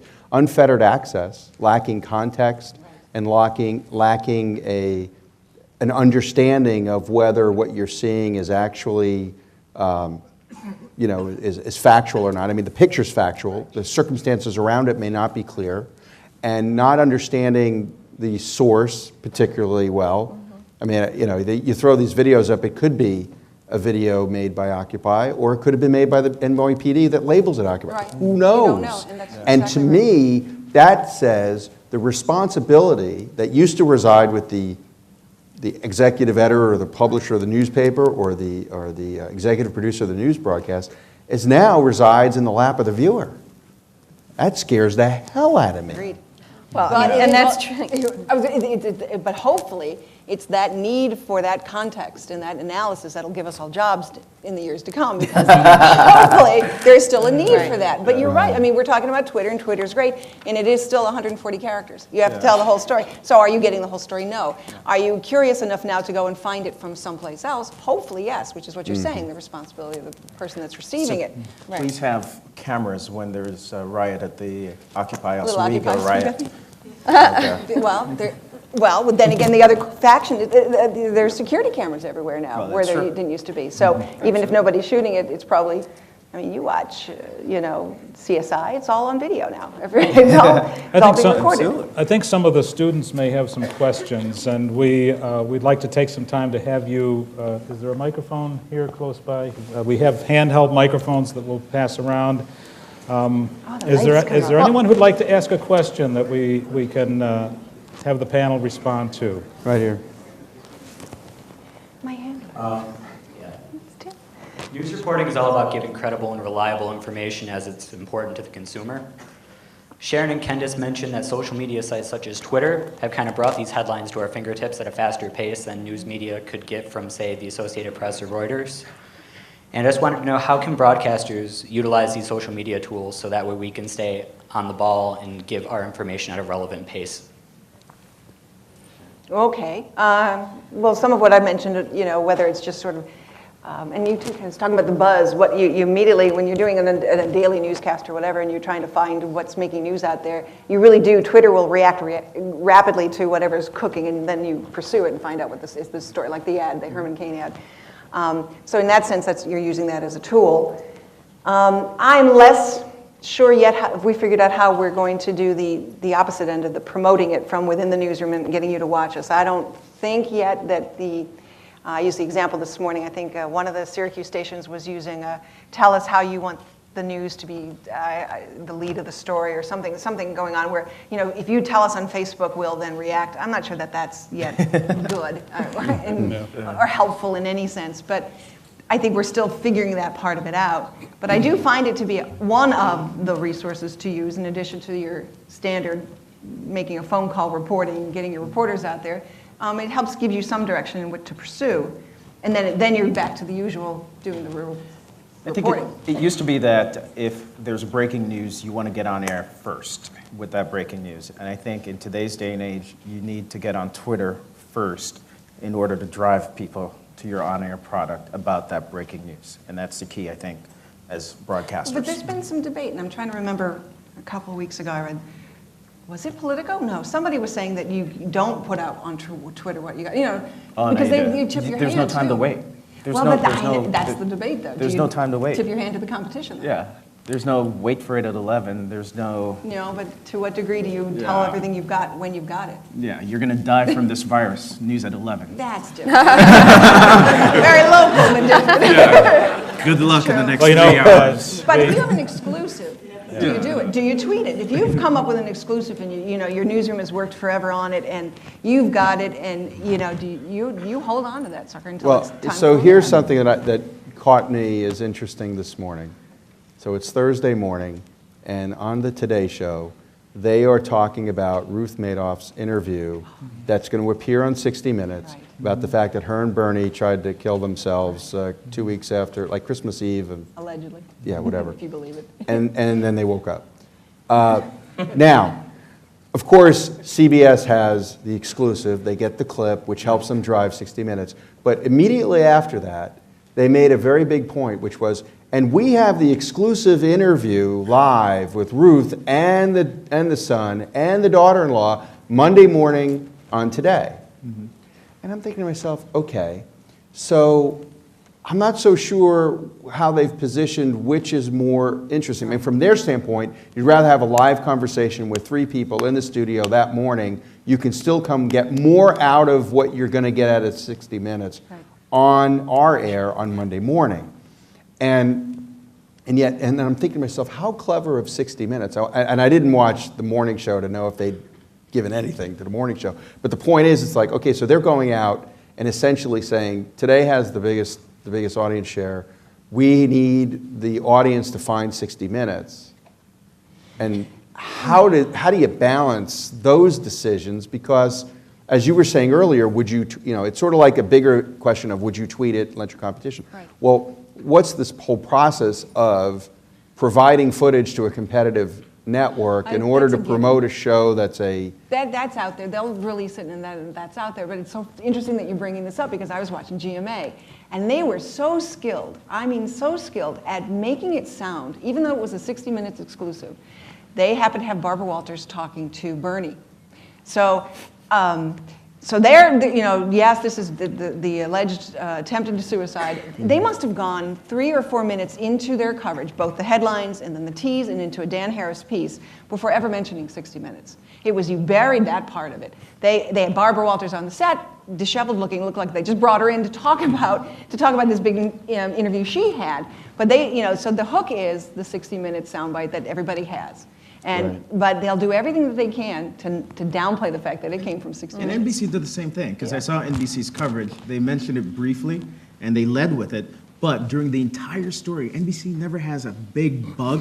You guys know what a bug is at the bottom of the screen, the thing that tells you the headline. They never keep that bug up the entire time. For their entire story with the interview, it covered the 60 Minutes logo. You bet. That's hilarious. That vicious. For the entire If they story. have to, they'll push the video so they'll get the bug out of the way. Let's see if we have another question here. Is there someone? Hey guys, I was hoping the best segue, but a question that I had, you were talking about the many hats that you have to wear, whether you're a producer, whether you're an anchor, whether you have to go out and get a sale. Let's pretend I'm a freshman and I'm going through my college track. What advice can you give to me so that I can come out wearing the correct hat? Wow. Is that correct? So can I jump in? Do it, please. So I toss it back to you and ask, what do you want to do? Because you can't go into a television station and be in news and be in sales. Well, I was just more saying to prepare yourself to be flexible, to do many different things. Well, that's it. Follow your interests and get good at that. Right. And then, I would argue, sorry, Fritz, whether you need a broadcasting journalism degree and, if you wanted to pursue it, you want to be able to have a lot of knowledge on a lot of different levels and at the same time, take advantage of everything that's here to play with. And listen, by the time you guys come out, you're going to need to do so many different things in this business. 2 days ago, I did a live shot with a camera that size, and that was the entire live equipment. We didn't have the big truck that you've all come to be familiar with, where you made a lot of money with, I think. We didn't have any of that. Still do. we're very happy with that. And I'm glad that you do. Well, but they're shooting with flip it was cameras just with that camera and a little thing behind it. And my photographer, we used to have a truck operator and a photographer, was running that. There's going to be a point when the photographer is going to be gone and I'm going to be running my live shot all by myself. So it's changing quickly. It's very quick. So I think you have to be prepared to do all of those things. One of the best books that I read when I moved over to the journalism side of the business, so to speak, or at least started focusing more of my attention there, was a book called Make It Memorable by Bob Dotson. And in the book, he says there are 4 simple words: tell me a story. That's really what it's all about. So to Candace's point, you have to be able to tell a story and do it writing, shooting, editing, doing the actual performance, the telling the story on camera. When we came into the business, and I can't believe I'm saying when we came into the business, but you had individual people. You got a good 2 decades. Thank you. You had individual people who did those roles. And now, over the last few years, we've talked about the one-man band. Oh, yeah. The one-man band is very much alive, and that is the expectation, because I go back again to this being a business. Running businesses, you're trying to control costs. I can control costs by having fewer people at X salary doing these myriad of jobs, and then train people to do, multiple things, save money, tell the story, run an effective business. So you have to be prepared to do it all. And there's downside, I'll tell you, because we went to one-man band in a couple of ways in Channel 2. And you have a female reporter you're sending out to a dicey neighborhood, and it's a one-man band now. Oh, yeah. It's really, you don't get the story. You won't get the story that you might have in the day. And, so it's a give and take, and it's for profit. So it has to I'm going to happen. put my Professor Amy hat on for a moment and say to every single person in this room that one thing you absolutely have to do, and I'm saying this because I've been teaching for 27 years, and it's a fight that goes on and on and on, learn how to write well. Oh, my God, yes. Learn how to spell. We are, with our smartphones and all of these toys, we are walking away from syntax and tense and language and all of that because we don't need it necessarily for tweeting and for these other things that we do that are wonderful innovations. But you have to be able to write well. I'll just tell you that over at WRVO, where we do news features and stories, the traditional radio approach has been to crank out a story in a hurry, and you just get some sound and you wrap around it with an intro and an outro. And now, because we have a website where we're actually feeding material that goes into search engines, and everybody is looking for it, and we have to tag it, and we have to hashtag it, and all those kinds of things. You have to be able to write well because you've got to put up a transcript now. You can't just get away with just putting it on the air and nobody knows whether you can put two sentences together. So I would jump on what Rick was saying, that you have to be able to tell a story. And for those of you that have been in classes with me over the last few years, you've heard this. The first story you need to be able to tell is your own. If you can't tell your story, first of all, if you can't create a brand in which you can tell a story, meaning your personal brand, then you're going to have a long road.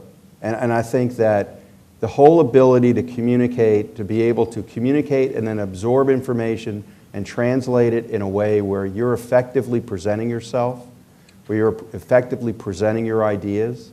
I mean, in effect, you're all in sales. The first thing you're selling is yourself. The second thing you're selling is your ability to do whatever job it is they say they need doing. Right. Because if you don't convince them that you can do it, then the person who does will get that position. And I would like to add something complete. I'm not in the broadcast space at all, and so I don't know if this is relevant. But I do have to say that you're all very young, and you're starting off, and you've got these ideas of exactly what you want to do, and you want to be the next Candace or Sharon or whatever. And that may very well happen for you, and it may not. The media business is very elaborate. There are a lot of parts to this, this picture, and there are a lot of great, aspects to it that I know, a lot of people enjoy. So don't limit yourself to just thinking, with blinders on about I want to be in front of the camera or I want to be, the producer or whatever. There are great careers that can be made in marketing and sales and research, and just keep your options open, especially now in the job market that we're in. Take the job that you can get, and you might learn something about yourself and learn about a skill set that you didn't know you had, and about something that you find passion for that you never knew that you did. I mean, I was not a researcher when I was in college. I was a theater major. So far from being a researcher, but this is where I've made my living and my career, and so I would just encourage you to keep an open mind. There is no wrong first job. I think everything is experience. Well, there is perhaps one or two wrong first jobs I can think of. I suppose. But it's still going to give you experience. We're very progressive.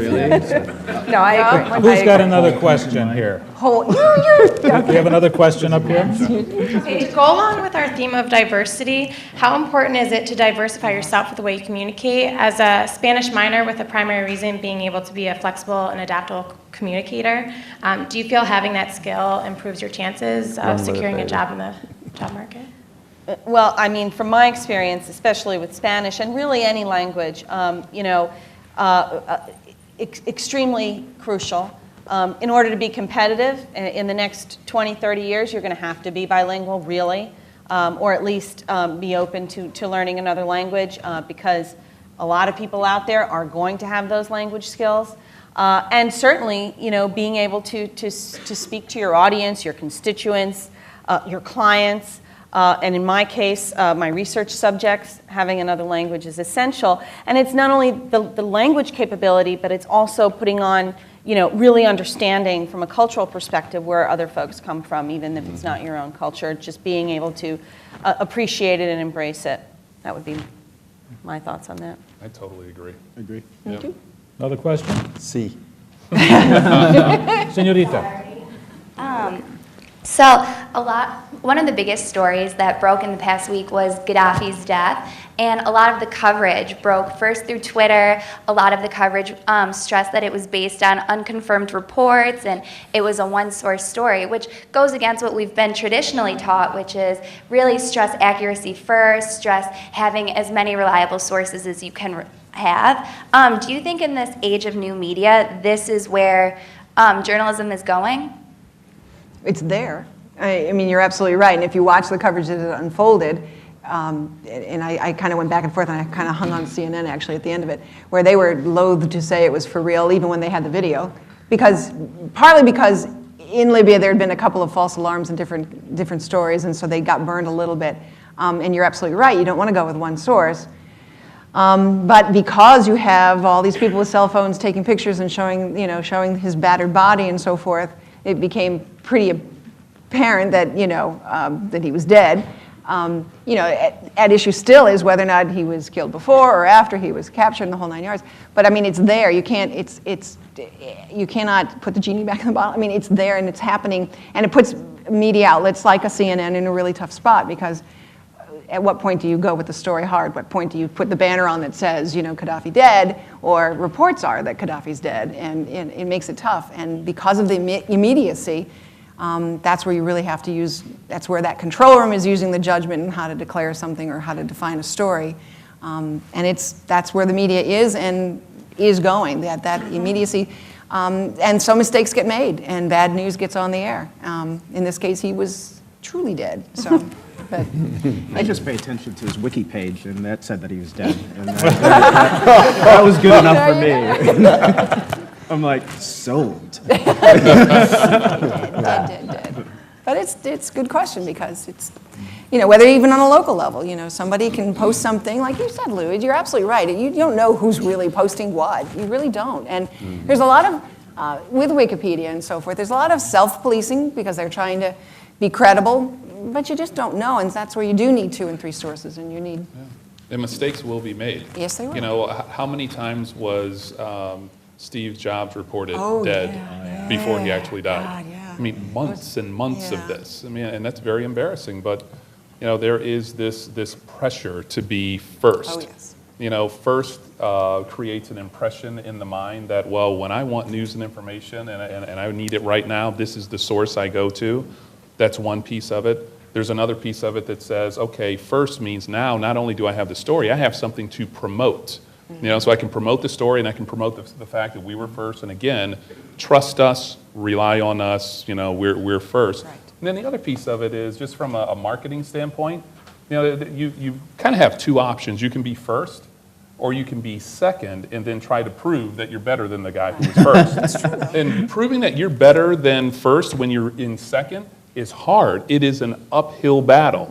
Hence the pressure to be first. Right. Boy, Rick, you are type A, aren't you? I don't know. We have another question up here.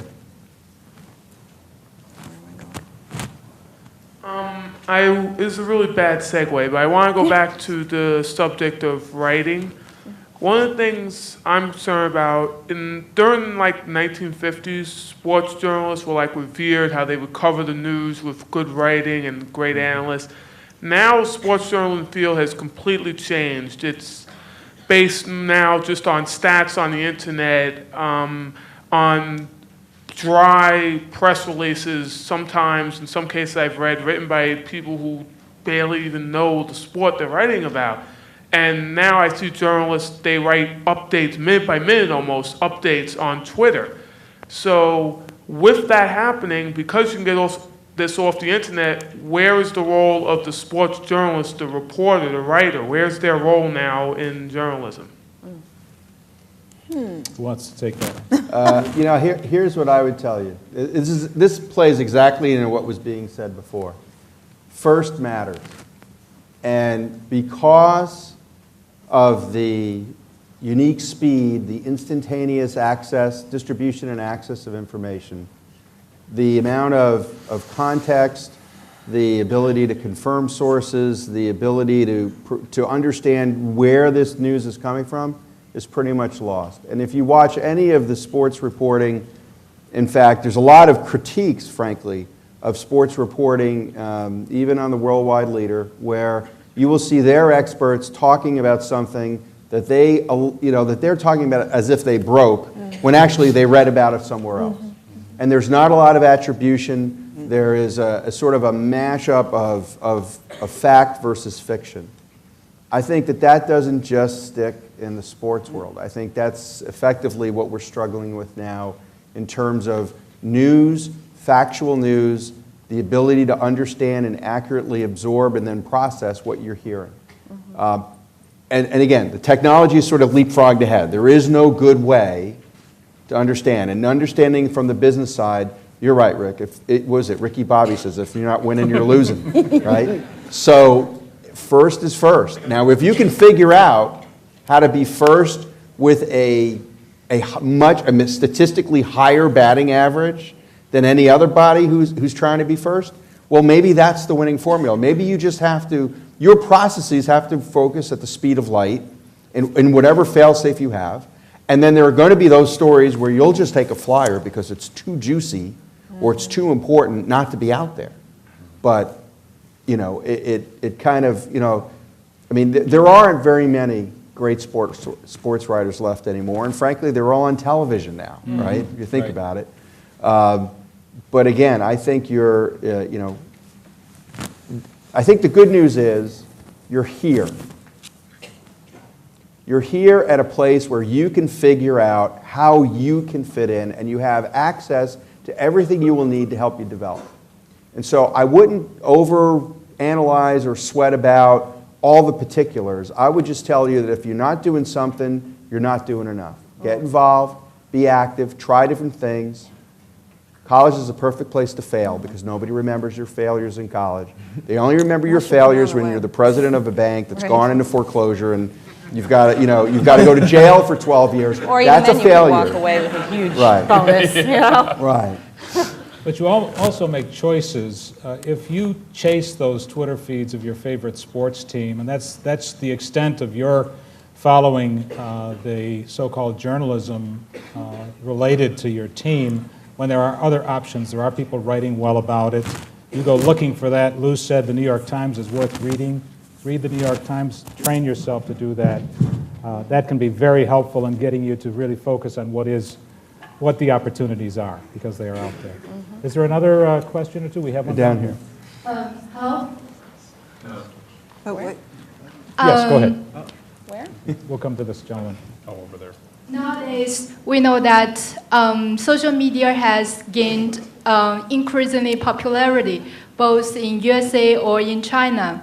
But we know that there is a very noticeable group, which we call celebrities, whose voice are much more heard than others. So in today's business world, how can we ensure that those celebrities assume the responsibility for maybe contributing more to the local communities, or how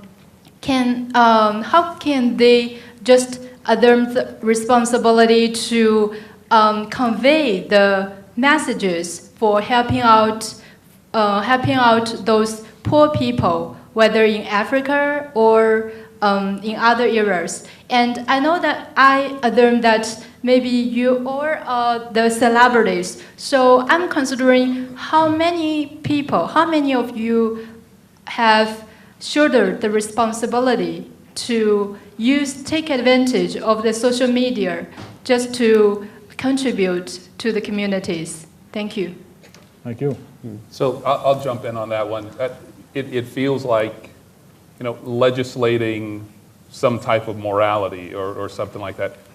Just because you're a celebrity doesn't mean that you have to get in front of certain issues and causes. I think that has to be part of your personal DNA. You have to have a certain passion for it. It has to be something that you really believe in, or you just want to build your celebrity and get behind something and get more buzz around your personal brand, but I don't think you can legislate that. And as you were asking the question, I just kind of thought old school, back to Charles Barkley, when he had that ad that said, "I am not a role model." There are a lot of guys, celebrities who just kind of back off and say, "Look, I am a celebrity. I make music, I make movies, I do whatever," and that doesn't necessarily mean that you have to champion a cause.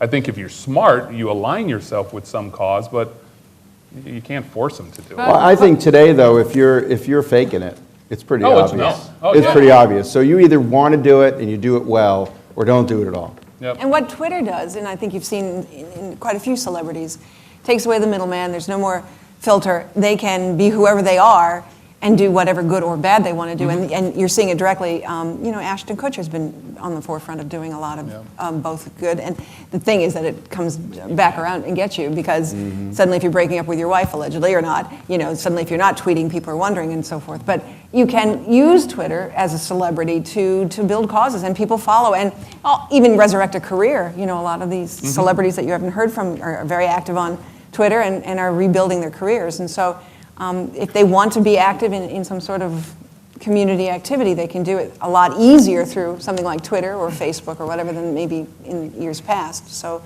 it can be used for good. Sometimes the media that we use, we think that because certain kinds of content tend to predominate, that's what it's there for. I was reading something the other day about Twitter. It has 173 million followers, and about 20,000 users actually generate about 50% of the content, and most of them are generating content that is intended to promote celebrities. So when you think, I think, was it Google that said, "Do no evil" is our motto? People have great intentions when they develop technologies, thinking that it's all going to be for good, but it doesn't take very long before all of us start to think about the ways that we can exploit it. And so it's just one of those realities that's out there. Well, except that it's also the reality of what the consumers are. I mean, they're tweeting because people are following. So, and that's the problem. It's a vicious cycle. So one of the things I was going to say is, even sometimes I watch news and critique the news because, the focus is so, we're so celebrity driven. It's like, this person bought a new shirt and it's on TV, who cares? But somebody cares. I know they care because you're watching the ratings, and so that's the thing. It's the beauty of the business. It's the red carpet phenomenon. Yeah. Well, if you're a political junkie at all and you're watching any of the Republican debates, and you're following enough of the political outlets, and to watch the debate and watch Twitter is hysterical, and the comments, and it's fun. It's great fun. It adds a whole new it's a whole new level. In fact, you can watch the debate through Twitter alone and not even watch the debate. No, it's fun doing both together. Yeah, to see how quickly people react, and to the small things that they'll react to. That'll eventually be the headline of the next day. We have time for one more question. I have a gentleman down here, I believe. Oh, it was Zach, wasn't it? In my eyes, media diversity has kind of had two faces over the last couple of years. It reflects the preferences of the population and the openness to accept new technology, and it's creating a uniform media access for divergent populations' preferences. My question is, with the relationship between media competition and media diversity, further explaining the framework of media and democracy, does new technology gear itself more towards the preferences of the population or the open-mindedness of the society itself? That's a heavy question. Yeah. That's deep. We should be on so I'll nibble at it. I can't tackle that whole thing, but I can nibble from the side. The answer is yes. There you go. Yeah. I mean, look, you have.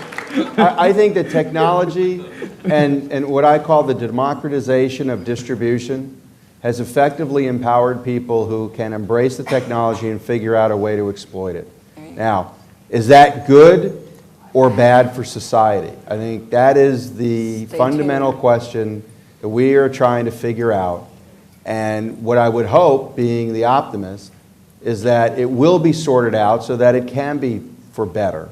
But I do think you can't deny the fact that, The horse and all the other horses have left the barn. The barn door's closed. It was burned down, and it was rolled over, and now it's a parking lot of a Walmart. So you just got to get on board and get with it. We have 5 minutes left. Lou, I'm going to start with you. I'm going to give everybody a chance to give us one thing that you think would be the most critical thing that these students can do to diversify themselves for their future, their professional future. I think the most important thing is to do diverse things. In other words, sample everything that this campus and the surrounding area has to offer. Get involved. Don't limit yourself. And best of all, just have fun with it. Adriana? I don't know where all of you come from and where you live, and I don't know how diverse your neighborhoods are and your communities. I don't even know how diverse this community is. It's the first time I'm here. But I would strongly recommend that you leave any preconceived notions, stereotypes, opinions about other cultures and other groups of people and other races and ethnicities at the door, and really open your own minds up to understand diversity, to embrace diversity in your own lives, in your communities, in your circle of friends, because you're going to need to translate that to your real life. It's going to be just the life that you're going to live in. It's going to be the media that you're going to consume. It's going to be the people you're going to work with. And so I think it's just a very important next step if you haven't done that already. So it sounds like the echo chamber, because I would say exactly what my fellow panelists have said. Just open your minds. Open your minds. Seek out people that don't look like you, that don't sound like you, that don't come from your neighborhood or state or region or whatever. Just get to know different people. Get to know other cultures.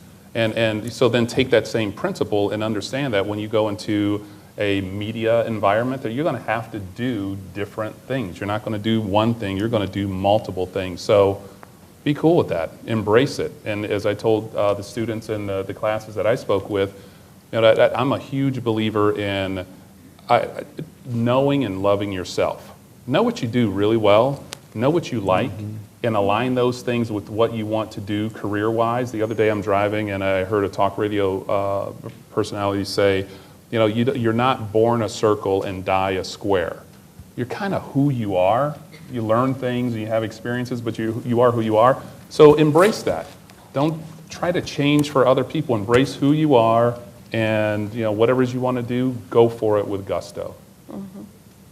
I guess it is sort of an echo chamber, but so I'll try to target it just from my perspective. If any of you are interested in being on air, then also learn how to be behind the camera as well. And so that means writing, how to shoot, how to get content onto the web, onto apps, etc. I'm lucky in that I don't have to learn that at least for another couple of years or so, but I think by the time you guys get out and start getting into the business, you're going to be expected to do it all. And I'll be the old guy where the technology would have passed me by already. I would say push yourself until you are uncomfortable, whether it's auditioning to work at the radio station. If someone tells you to do it. Just even if you don't think you'd be any good at it, push yourself. Taking advantage of, like Lou says, of everything that's here, because you're going to go into newsrooms if you're interested in news, and nothing will even measure up, won't even come close to how nice stuff is here and how modern. So I'm telling you, you have such a great opportunity. CBS. Oh, yeah. He's right. And then the other thing is that you want to force, in addition to that, pushing yourself, force yourself to listen to other viewpoints. Don't let this generation become where everyone listens to what they want to hear and gets the return of what they expect. And whether it's watching a cable network you don't agree with, or listening to a talk show host that you don't agree with, and force yourself to hear at least what the various opinions are. Don't be lazy. It takes work, and you have to know what's truly out there. It's so easy in this time to slap on headphones, listen to whatever music and what limited news you want to listen to, and form your opinion and then hold to it, and not challenge yourself. And so really the best thing to do is to really just make yourself uncomfortable with how you challenge yourself. And yes, please learn to write, and write well, and practice and practice and practice. If you have any interest in almost any of our fields, if you can write, it's such, and it sounds so basic, but the interviews that we do with employee wannabes, people that, job applicants, in our field, we give them writing tests, and it's just so frustrating because, and it's not easy, but it needs to be right. It needs to be, you need to know what you're doing in terms of writing, now more than ever. So that would be I actually just have to say that in our company, we actually have a very hard and fast rule. If the cover letter or the resume has any typos or is badly written, it's you're done. It's rejected at the very onset. You will not get an interview. Take so just the take time. take that home with you. A very old school but very famous journalist, Walter Cronkite, once said, everybody needs an editor. Don't send that letter out just because you wrote it and you think it looks pretty. Let somebody else look at it. We all do that. Those of us who have been in the business for years and years, we always get caught if we don't have somebody edit our work. Let me just say, as Professor Amy, I've always wanted to say this to a group of this size. Do the academics. Don't try to slide by. If you get into a jam, go to your professor, admit it, and say, I need your help to get out of the jam. I really want to learn what you're trying to teach me. You will find that it'll turn your career around. I've heard that happen so many times. So that's something that you have to take the initiative for, and I hope that you will. Thank you all for coming. This has been just a terrific event.